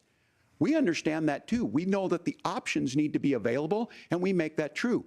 We also make it, we're a top 3 state for the best place to raise children. But these two things, to try and say that we're pro-children, but we don't like this, or you guys are pro-abortion, that's not the case at all. We are pro-freedoms for women to make their choices, and we're going, and Kamala Harris is making the case, to make options for children more affordable, a $6,000 child tax credit, but we're not going to base that on the backs of making someone like Amber Thurman drive 600 miles to try and get health care. Senator? May I respond to that? First of all, Governor, I agree with you. Amber Thurman should still be alive, and there are a lot of people who should still be alive, and I certainly wish that she was. And maybe you're free to disagree with me on this and explain this to me, but as I read the Minnesota law that you signed into law, the statute that you signed into law, it says that a doctor who presides over an abortion where the baby survives, the doctor is under no obligation to provide life-saving care to a baby who survives a botched late-term abortion. That is, I think, whether you're pro-choice or pro-abortion, that is fundamentally barbaric. And that's why I use that word, Nora, is because some of what we've seen, do you want to force Catholic hospitals to perform abortions against their will? Because Kamala Harris has supported suing Catholic nuns to violate their freedom of conscience. We can be a big and diverse country where we respect people's freedom of conscience and make the country more pro-baby and pro-family. But please. Yes, Governor, please respond. Look, this is one where there's always something there. This is a very simple proposition. These are women's decisions to make about their healthcare decisions, and the physicians who know best when they need to do this. Trying to distort the way a law is written to try and make a point, that's not it at all. What was I wrong about, Governor? Please tell me, what was I wrong about? That is not the way the law is written. Look, I've given But how? I've given this advice on a lot of things, that getting involved, getting engaged, that's been misread, and it was fact-checked at the last debate. But the point on this is there's a continuation of these guys to try and tell women or to get involved. I use this line on this, just mind your own business on this. Things worked best when Roe versus Wade was in place. When we do a restoration of Roe, that works best. That doesn't preclude us from increasing funding for children. It doesn't increase us from making sure that once that child's born, like in Minnesota, they get meals, they get early childhood education, they get health care. So the hiding behind we're going to do all these other things when you're not proposing them in your budget. Kamala Harris is proposing them. She's proposing all those things to make life easier for families. I asked a specific question, Governor. You gave me a slogan as a response. It's not the case. It's not true. That's not what the law says. So they fact-checked it with President Trump. Gentlemen, there's a lot to discuss. We have to move on, and we're going to be right back with much more of the CBS News. Friday nights, watch C-SPAN. Your Student Cam is your platform. and hearings. Shootings. I'll give you 2 minutes. Yeah, well, Nora, on that particular case, I don't know the full details, but I certainly trust local law enforcement and local authorities to make those decisions. I think in some cases the answer is going to be yes, and in some cases the answer is going to be no. And the details really matter here, of course. For example, if a kid steals a gun, that's going to be different than if a parent hands over a gun knowing that their kid is potentially dangerous. But look, I want to just sort of speak as a father of 3 beautiful little kids, and our oldest is now in 2nd grade. And like a lot of parents, we send our kids to school with such hope and such joy and such pride at their little faces on the first day of school. And we know, unfortunately, that a lot of kids are going to experience this terrible epidemic of gun violence. And of course, our hearts go out to the families that are affected by this terrible stuff. And we do have to do better. And I think that Governor Walz and I actually probably agree that we need to do better on this. The question is just, how do we actually do it?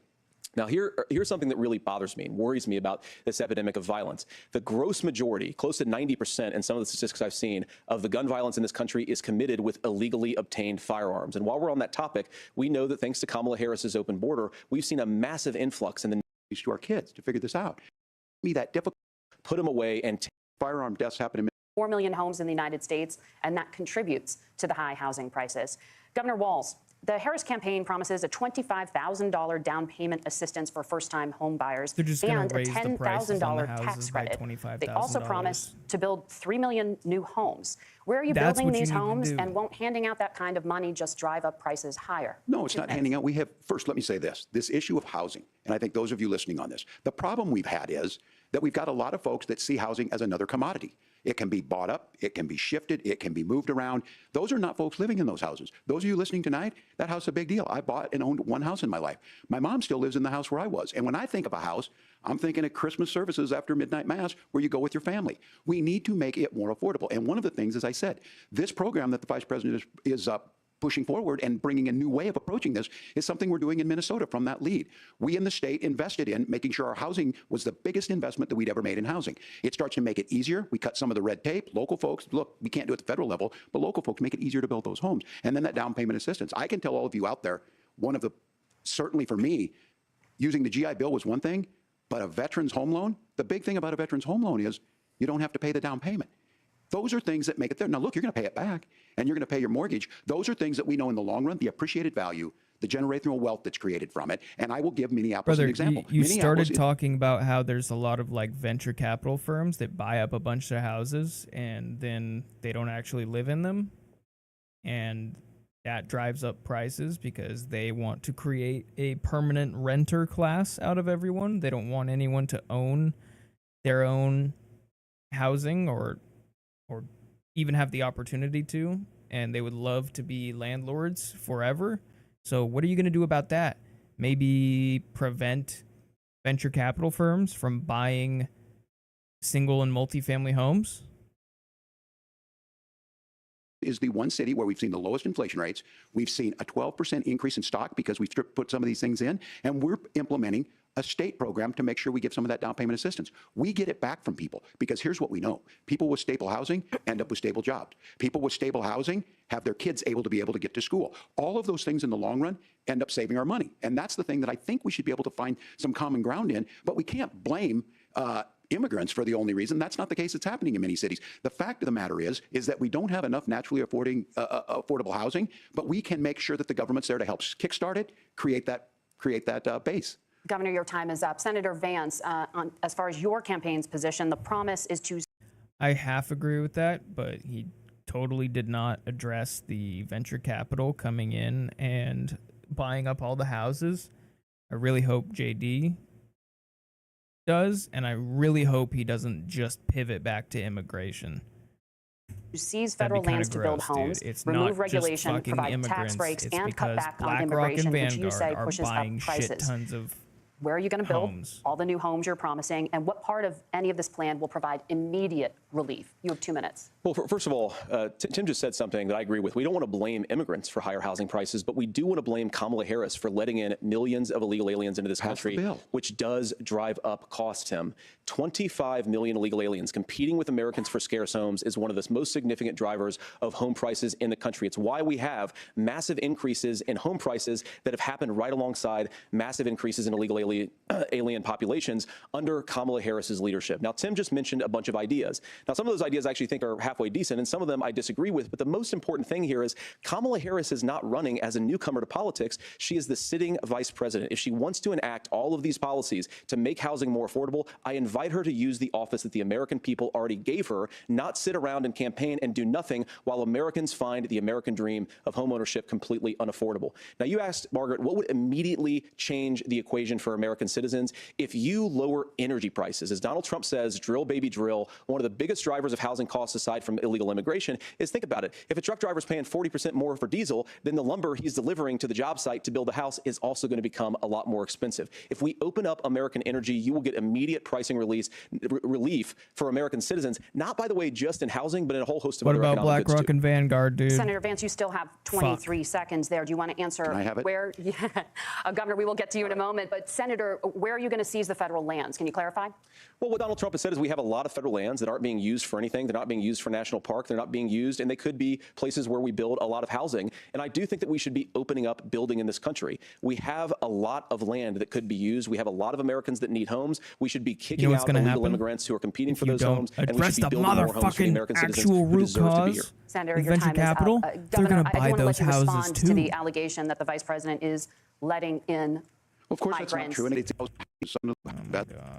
drills down on the connection between increased levels of migration, especially a lot of people who would love to build homes who aren't able to build homes. I actually agree with Tim Walz. We should get out of this idea of housing as a commodity. But the thing that has most turned housing into a commodity is giving it away to millions upon millions of people who have no legal right to be here. That's what not. are the federal regulations? I deal with this as a governor. Oh my you God! Can very quickly reply. I'm sorry. Answer, I get this as a governor, and I don't necessarily disagree with that. That in some cases, many of those are local. local, become a commodity many of them are state. I don't know which ones are federal, but I think whenever we talk regulations, people think they can get rid of them. I think you want to be able to get out of your house and fire. I think you want to make sure that it's fireproof and those types of things. So which are the regulations? Because the vice president's not responsible for those. Congress writes those. Governor, thank you. John. Changing how chronically ill Americans get health insurance. Can you explain how that would work? And can you guarantee that Americans with pre-existing conditions won't pay more? I'll give you 2 minutes. Well, of course, we're going to cover Americans with pre-existing conditions. In fact, a lot of my family members have gotten health care. I have of this is the give and take of bipartisan negotiation. Now, when Donald Trump was actually president, and again, he has a record to be proud of, prescription drugs fell in 2018 for the first time in a very long time. Under Kamala Harris's leadership, prescription drugs are up about 7%. Under Donald Trump's entire 4 years, they were up about 1.5%. He introduced pricing transparency. Think about healthcare. You go into a hospital, you try to buy something, and nobody knows what it actually costs. That price transparency will actually give American consumers a little bit more choice and will also drive down costs. And we talked about, the reinsurance regulations is what I was talking about. Look, Donald Trump has said that if we allow states to experiment a little bit on how to cover both the chronically ill but the non-chronically ill, it's not just a plan. He actually implemented some of these regulations when he was president of the United States. And I think you can make a really good argument that it salvaged Obamacare, which was doing disastrously until Donald Trump came along. And I think this is an important point about President Trump. Of course, you don't have to agree with everything that President Trump has ever said or ever done. But when Obamacare was crushing under the weight of its own regulatory burden and healthcare costs, Donald Trump could have destroyed the program. Instead, he worked in a bipartisan way to ensure that Americans had access to affordable care. It's not perfect, of course, and there's so much more that we can do, but I think that Donald Trump has earned the right to put in place some better health care policies. They have before. And those of you listening, this is critical to you. Now, Donald Trump all of a sudden wants to go back and remember this. He ran on the first thing he was going to do on day one was to repeal Obamacare. On day one, he tried to sign an executive order to repeal the ACA. He signed on to a besides lawsuit pre-existing to repeal conditions the ACA, and maybe but lost one at or the two Supreme other Court. tiny little And things, he the would have ACA fucking repealed sucks, the ACA bro. had it not been for the courage of Dude John came McCain in to save talking that about bill. a Now, public fast forward, option what that means to you is and gave us you lose a your Heritage pre-existing conditions. Foundation If you're sitting plan. at home and you got asthma, too bad. If you're a woman, probably not. Broke your foot during football, might kick you out. Your kids get kicked out when they're 26. Kamala Harris negotiated drug prices for the first time with Medicare. We have 10 drugs that will come online, the most common ones that'll be there. But look, this issue, and when Donald Trump said, I got a concept of a plan, it cracked me up as a fourth grade teacher because my kids would have never given me that. But what Senator Vance just explained might be worse than a concept, because what he explained is pre-Obamacare. And I'll make this as simple as possible because I have done this for a long time. What they're saying is, if you're healthy, why should you be paying more? So what they're going to do is let insurance companies pick who they insure, because guess what happens? You pay your premium, it's not much. They figure they're not going to have to pay out to you. But those of you a little older, gray, got cancer, you're going to get kicked out of it. That's why the system didn't work. Kamala Harris will protect and enhance the ACA. Governor, thank you. Senator, you have not yet explained how you would protect people.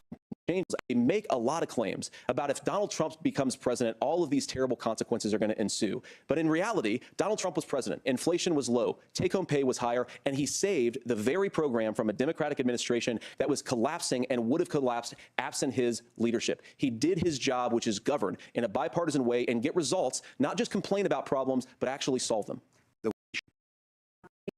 Some of the largest Fortune 500 companies. Kamala Harris knows that and call it thinking for the wealthiest amongst us. He's willing to give those tax breaks to the wealthiest. He's willing to for all of us. It's difficult from a family longer at home with the kids. We should have a family care model.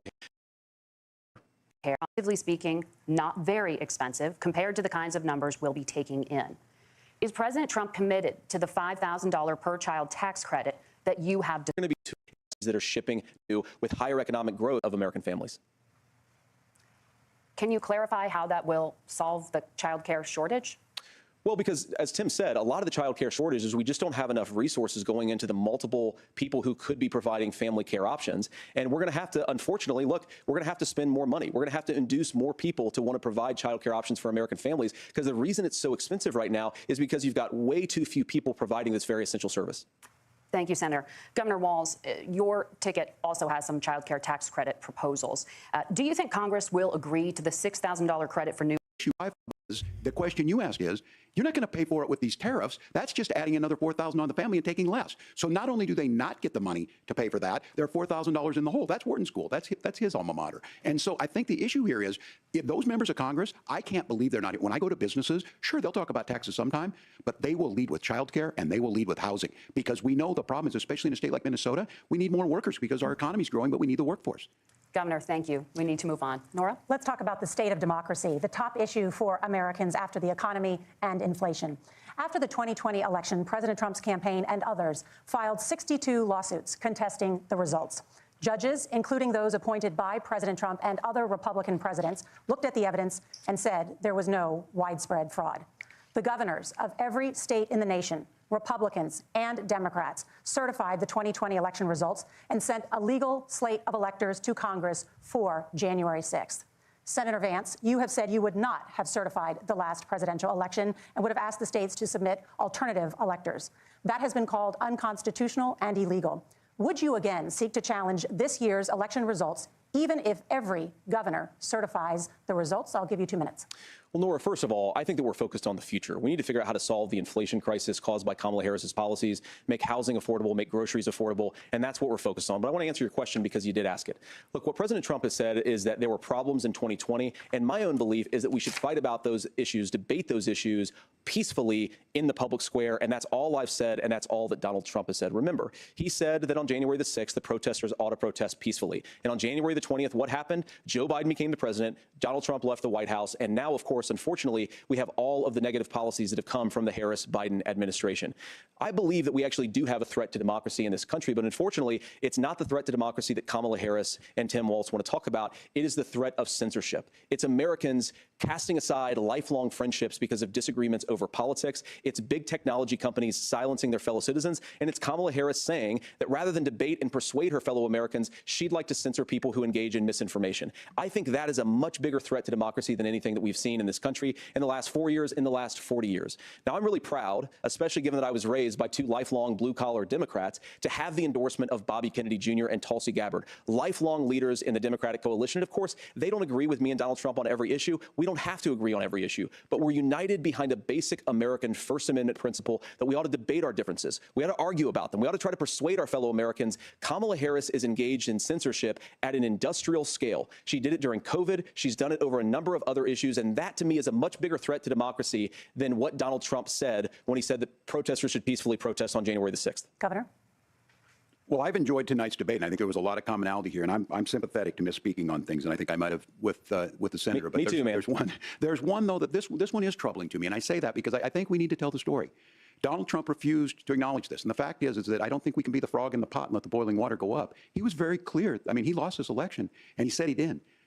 140 police officers were beaten at the Capitol that day, some with the American flag, several later died. And it wasn't just in there. In Minnesota, a group gathered on the state capitol grounds in St. Paul and said, we're marching to the governor's residence and there may be casualties. The only person there was my son and his dog, who was rushed out crying by state police. That issue, and Mike Pence standing there as they were chanting, hang Mike Pence. Mike Pence made the right decision. So, Senator, it was adjudicated over and over and over. I worked with kids long enough to know, and I said as a football coach, sometimes you really want to win, but the democracy is bigger than winning an election. You shake hands, and then you try and do everything you can to help the other side win. That's what was at stake here. Now, the thing I'm most concerned about is the idea that imprisoning your political opponents, already laying the groundwork for people not accepting this. And a president's words matter. A president's words matter. People hear that. So I think this issue of settling our differences at the ballot box, shaking hands when we lose, being honest about it, but to deny what happened on January 6th, the first time in American history that a president or anyone tried to overturn a fair election and the peaceful transfer of power. And here we are 4 years later in the same boat. I will tell you this, that when this is over, we need to shake hands this election, and the winner needs to be the winner. This has got to stop. It's tearing our country apart. Margaret?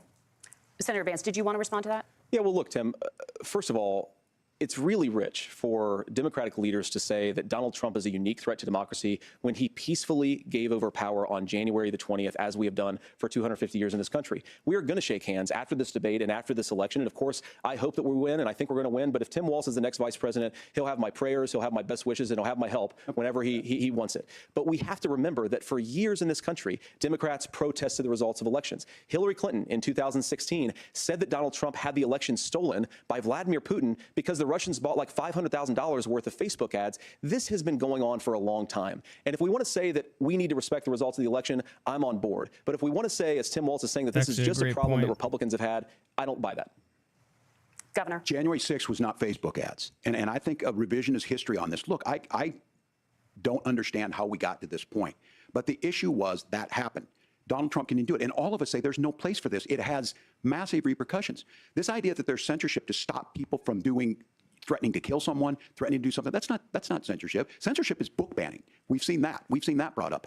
I just think for everyone tonight, and I'm going to thank Senator Vance. I think this is the conversation they want to hear. And I think there's a lot of agreement. But this is one that we are miles apart on. This was a threat to our democracy in a way that we had not seen. And No, it it manifested is itself not. because Oh of my Donald God, Trump's you inability to say. fucking He is still saying he didn't lose the such election. I would just ask that. Did he lose the 2020 election? Tim, I'm focused on the future. Did Kamala Harris censor Americans from speaking their mind in the wake of the 2020 COVID situation? That is a damning non-answer. It's a damning non-answer for you to not talk about censorship. Obviously, Donald Trump and I think that there were problems in 2020. We've talked about it. I'm happy to talk about it further. But you guys attack us for not believing in democracy. The most sacred right under the United States democracy is the First Amendment. You yourself have said there's no First Amendment right to misinformation. Kamala Harris wants to use the power of government and big tech to silence people from speaking their minds. That is a threat to democracy that will long outlive this present political moment. I would like Democrats and Republicans to both reject censorship. Let's persuade one another. Let's argue about ideas, and then let's come together afterwards. You can't yell fire in a crowded theater. That's the test. That's the Supreme Court That's test. not what you're doing, you Fire in a crowded fucking theater. You dickhead. guys wanted to kick people off of Facebook for saying that toddlers shouldn't Senator, wear the masks. governor does That's have the not floor. Fire in a crowded theater. That is criticizing the policies of the government, which is the right of every American. Senator, the governor does have the floor for 1 minute to Please. respond to you. Yeah, well, I don't run Facebook. What I do know is I see a candidate Oh, out you there. motherfucker. You don't run Facebook, but the goddamn Biden administration was working hand in glove with Facebook and a couple other sites as well to censor people that were spreading misinformation, aka information that they didn't agree with and didn't like. You fucking dickhead. Refused, and now again, and this I'm pretty shocked by this. He lost the election. This is not a debate. It's not anything anywhere other than in Donald Trump's world. Because look, when Mike Pence made that decision to certify that election, that's why Mike Pence isn't on this stage. What I'm concerned about is, where is the firewall with Donald Trump? Where is the firewall if he knows he could do anything, including taking an election, and his vice president's not going to stand to it? That's what we're asking you, America.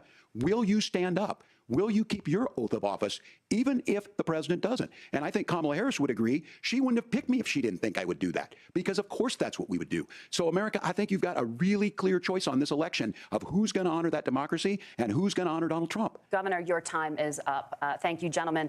We will be right back with both of our candidates. The CBS News vice presidential debate continues.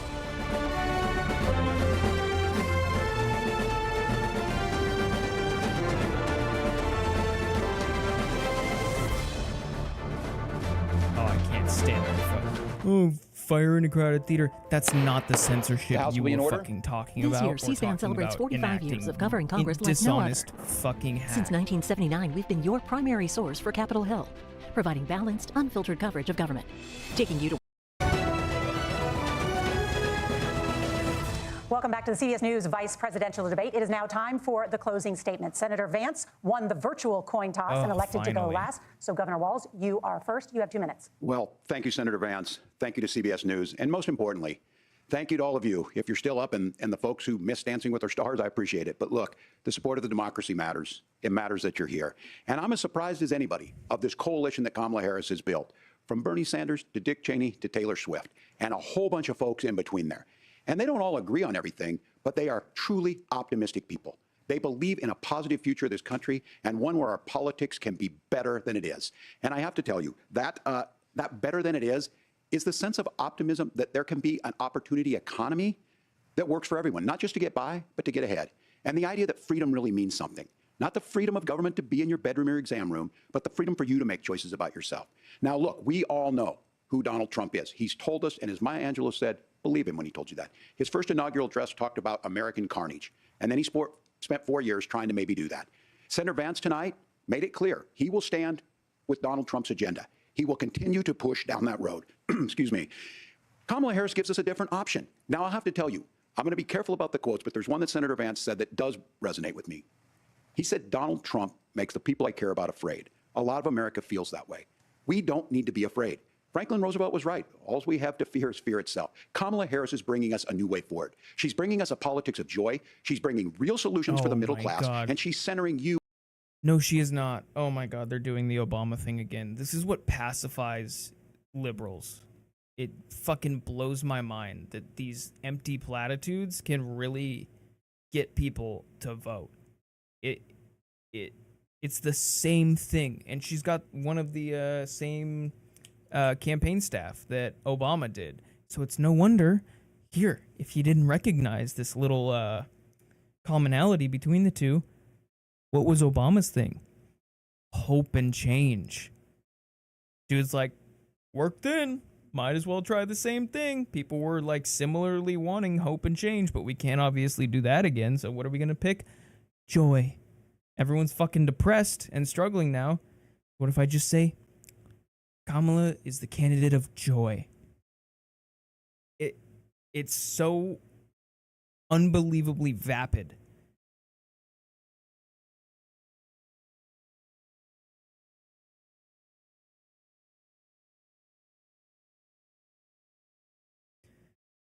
We're so fucked, dude.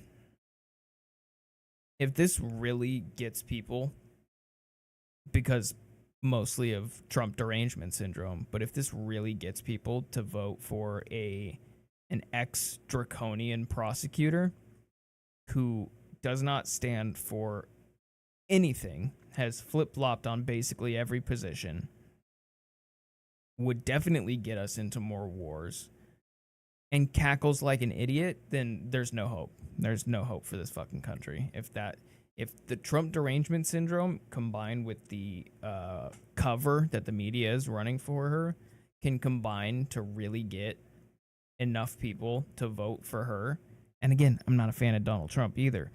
But if that's all it takes, then we're so screwed. We just proved it to them that they literally never have to put up any candidate ever that actually might deliver for someone, and that they can do these like bullshit, just partner with the media to, run cover for her and then just pick a buzzword, hide her so that she doesn't make a fool out of herself.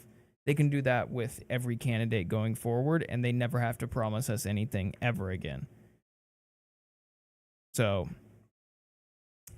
as much as I'm not a fan of Donald Trump, and if I had my druthers, I don't want him to win either. I wouldn't have picked either of these two fucking assholes. I would rather have Trump than Kamala. A, because the Democrats don't deserve to win and basically get confirmed that they don't ever have to promise anything ever again. B, I think they're way worse on censorship. I think that they are nominally worse on war. And plus, a nice little side, what would I call it? A nice little externality of when Trump is president is that the shit libs who fall for shit like this finally come out of their fucking cave and decide to be interested in politics again and actually give a shit about what the president does, because they're deranged and Trump just broke their brain.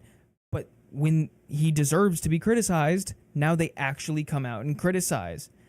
Now, it only lasts for those 4 years, because as soon as a Democrat gets back in office and does literally the same thing, they all fucking go into hibernation again and don't say a goddamn thing about it. Sometimes they even try to justify it. So, but for those 4 years, finally, they're politically active. And if we have enough people standing up, maybe something will get done. So that's like a tiny little silver lining of if Trump gets elected too. But regardless of who we get, we're still screwed.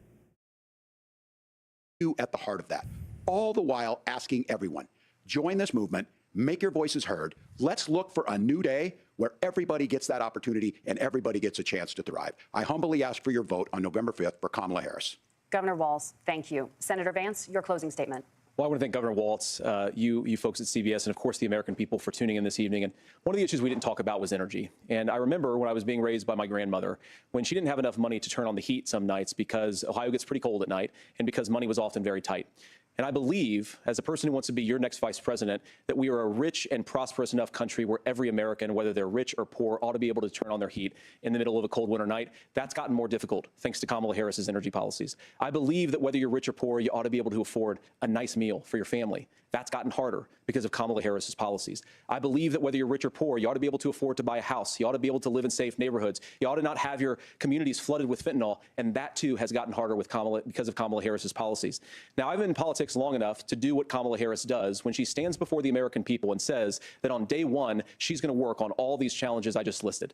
She's been the vice president for 3.5 years. Day one was 1,400 days ago, and her policies have made these problems worse. Now, I believe that we have the most beautiful country in the world. I meet people on the campaign trail who can't afford food, but have the grace and generosity to ask me how I'm doing and to tell me they're praying for my family. What that has taught me is that we have the greatest country, the most beautiful country, the most incredible people anywhere in the world.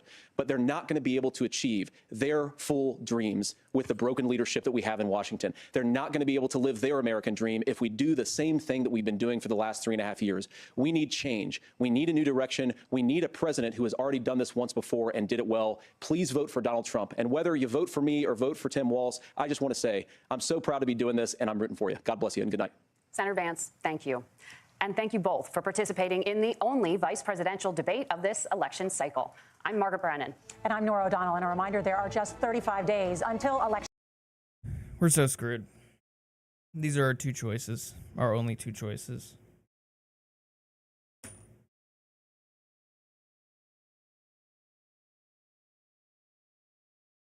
You got J.D. Vance, who gets close to a semblance of a right answer, but just doesn't quite get there. Makes it all about immigration.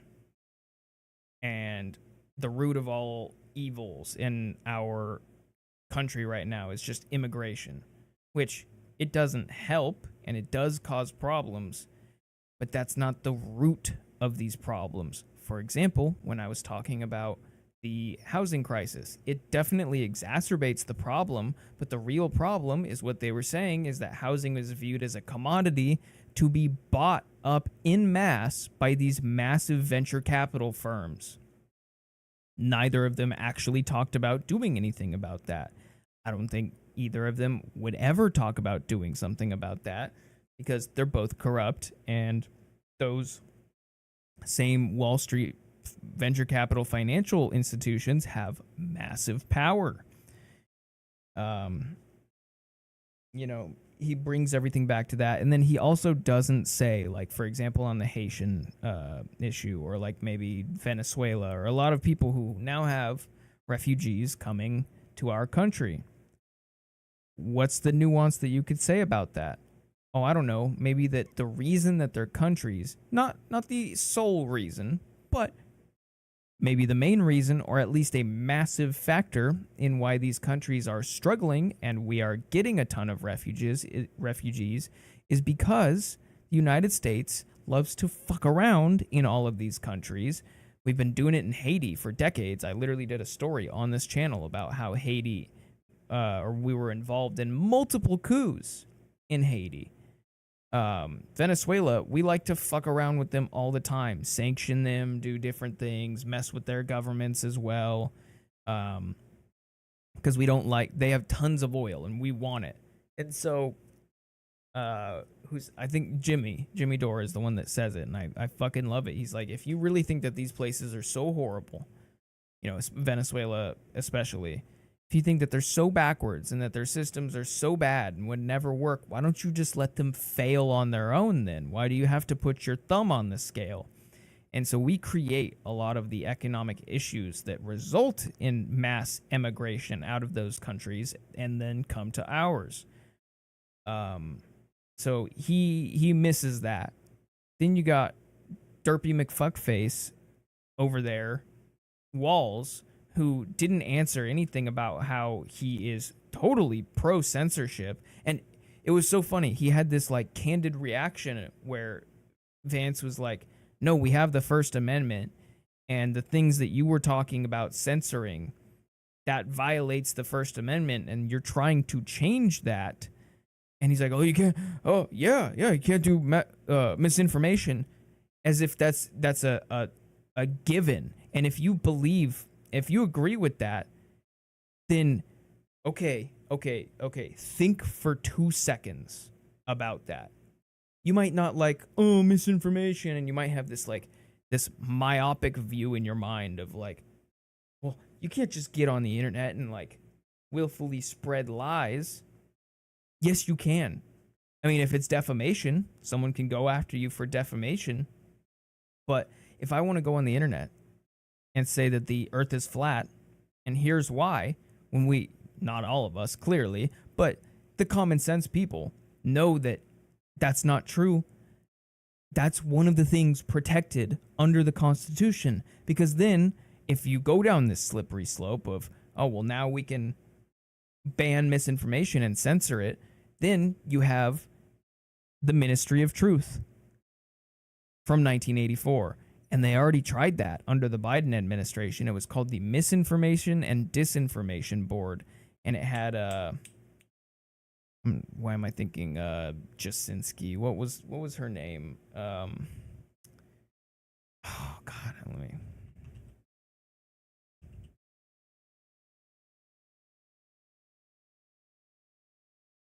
Disinformation Governance Board. That's what it was. And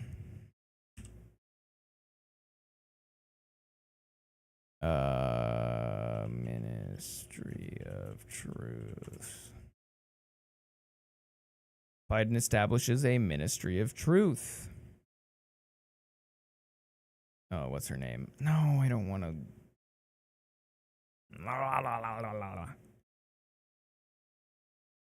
What is her name? She was literally insane.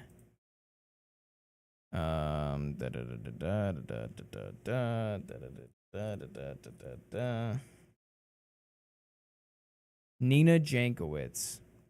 This just absolute fucking creep, dude. Just absolute creep. Theater kid who would wield all power online to basically ban your speech. And so basically, it's like, look past your partisan rhetoric for just like a stone's throw and realize that once you open up the door to this slippery slope, there is no going back. All of a sudden, now the government has the power, except in limited cases like is now, you know, endangering the life of someone else, or credible threats is another limit on the First Amendment. Now, say you criticize them. Is that now misinformation or disinformation? Do you see how this could easily go very bad? And if you assume, oh, that would never happen, it's America, oh, you sweet summer child. Really? Really? Think about that thought for just 2 seconds and realize how ridiculous that would be to assume, oh, America would never do that. So, dude didn't address any of his censorious nature, his authoritarian streak during COVID. You know, certain answers he got kind of close to. In the housing one, he got kind of close with the whole commodity thing. Didn't really hit the nail on the head there afterwards. And we really didn't learn anything from either of them that suggests to me that either of these two campaigns would really consequentially affect the United States. Now, would I like to see, if he was actually serious about it, would I like to see Trump get into office and just completely gut the deep state and a lot of these high-level organizations that one of the reasons why there's so much waste and rot and corruption is because these people aren't elected, have essentially no oversight, and stay there for, there is no term limit. And so you have these people who like have these revolving doors where they'll go between defense contractors, pharma companies, and then they'll go into these regulatory agencies. And if the dude actually came in and fixed a lot of that, because we damn well know that the Democrats aren't going to, that would be fantastic. I have no illusion that dude is actually going to do that, but I do think that there is a slight chance that he takes a sledgehammer to a lot of the deep state institutions, which I would love to see, because all we have are a bunch of neocons and people who their whole ideology and worldview is that America, because of being a superpower status, essentially might makes right, and we can meddle in any country we want to. And if you don't like it, it'd be a shame if we came and meddled in your country and maybe you ended up dead. Look at the Hillary Clinton Gaddafi comment. He came, or we came, we saw, he died. Just super flippant about murdering a former ally, then turned political enemy of the United States at the time, because I was just getting my news from cable news sources and establishment news sources. They would have you believe that Gaddafi was just like the worst person ever, when in reality he helped to turn Libya. He created a massive water system to deliver for the people for irrigation, and did he nationalize oil? I forget exactly what he did, but he was essentially, he created a lot more wealth for the Libyan people, and the real thing that got him killed is that he wanted to start an African currency to get off of the dollar. And as soon as he did that, we were like, oh, fuck no, you don't. And we all know what happened to Gaddafi. Yeah, basically didn't learn anything from either one of these two. They, like, in certain things are just way off the mark, just do their normal talking points. Sometimes they get close, but then they both just completely miss the actual real point that should be made. And I'm just sad. I'm sad for this country that these are our two options. We have a moron with semi-populist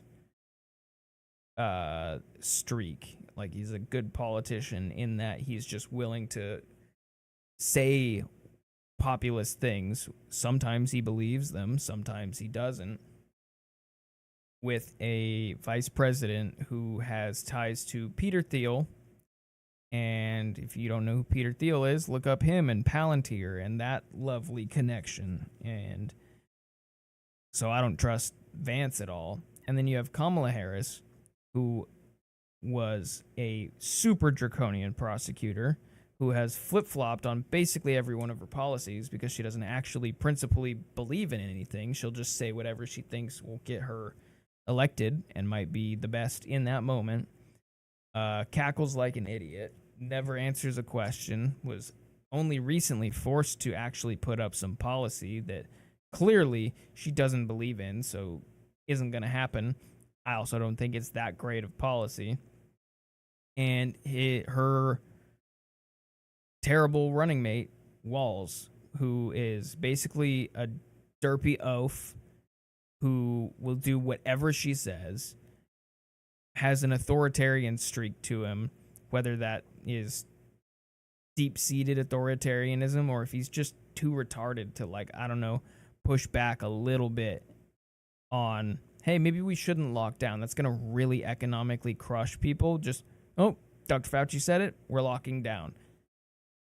God forbid, we have a little bit of freedom in this country, and after we realize that the virus wasn't as deadly as they made it seem, he had some of the worst lockdowns. He kept them locked down extra long and just is also vapid. So, yeah, it's just a long roundabout way of saying no matter who we get, one, in my opinion, might be like slightly the lesser of two evils, but we're still screwed either way. I'm not one of those people who's like, yeah, I think Trump is the lesser of two evils, and therefore he would be good. I just think he isn't going to be quite as shit as a Kamala presidency would be, because we probably won't get as much censorship. and maybe immigration would be not as fucking crazy as it is right now. But in terms of war, maybe he'd be slightly less pro-war, but he's all in on Israel. I think that he would be probably more likely to get us out of the Ukraine war. I mean, he just met with Zelensky and talked about stopping it. So that I do like Trump on. I think he's a lot more inclined to engage in diplomacy, which is always a good thing. Talking to people before you go to war and try to prevent war is always a good thing, even though the Democrats have tried to make that, like JD said, a dirty word. Somehow diplomacy is a dirty word. No, we should just automatically default to pressing the red button. That's what they basically are insinuating and what they want you to believe, which is absolutely retarded. And I don't know. I don't know how long my camera's been off either. Whatever. Yeah. So I'm just sad for this country that we couldn't have third parties, even if they weren't going to win. Third parties on the stage to at least give counter narratives that would actually get people to maybe consider voting outside of this two-party duopoly. But unfortunately, we have parties like the Republican and especially this time the Democratic Party, who, even though they love to wrap themselves in the shroud of virtue about how they're super pro-democracy, in reality, they tried to kick a ton of third parties, mainly RFK and the Greens, off of the ballot and prevent them from getting on the ballot. Why? If you're so pro-democracy, if you're such a good party, wouldn't you crush them anyways? No. What they actually are worried about is that these are going to be popular enough that they might sway the election away from them. And then they try to convince well-meaning people that it's just a throwaway vote. We know maybe you agree with them more, but we all know you're just the adults in the room. If you don't vote for the person that you agree with the most and you suck it up and vote with a party that you barely agree with and largely disagree with, that makes you somehow more moral and smarter to not vote your conscience. And that they basically just threaten you every time to do it. Oh, well, it'd be a shame if it was your fault that the other person won. No, how about it would be your fault? You're the person running. If you can't generate enough votes, then that's on you. No amount of shaming should be enough to convince someone to vote for a specific candidate. Vote who you think you agree with and who you think actually would change the country for the better. Do not let them fearmonger about the other side. And both sides do this. It's, communism versus Trump derangement syndrome, both pointing at each other saying that the world's basically going to end if the other person gets in office. And if you don't like either one, don't vote for either one. Yeah. Just probably shouldn't have even reacted to this. There was nothing of substance learned. There was nothing in here that was like new or anything that I didn't already know from these two people. They both fucking suck. So thanks for tuning in. Thanks for watching. God help America.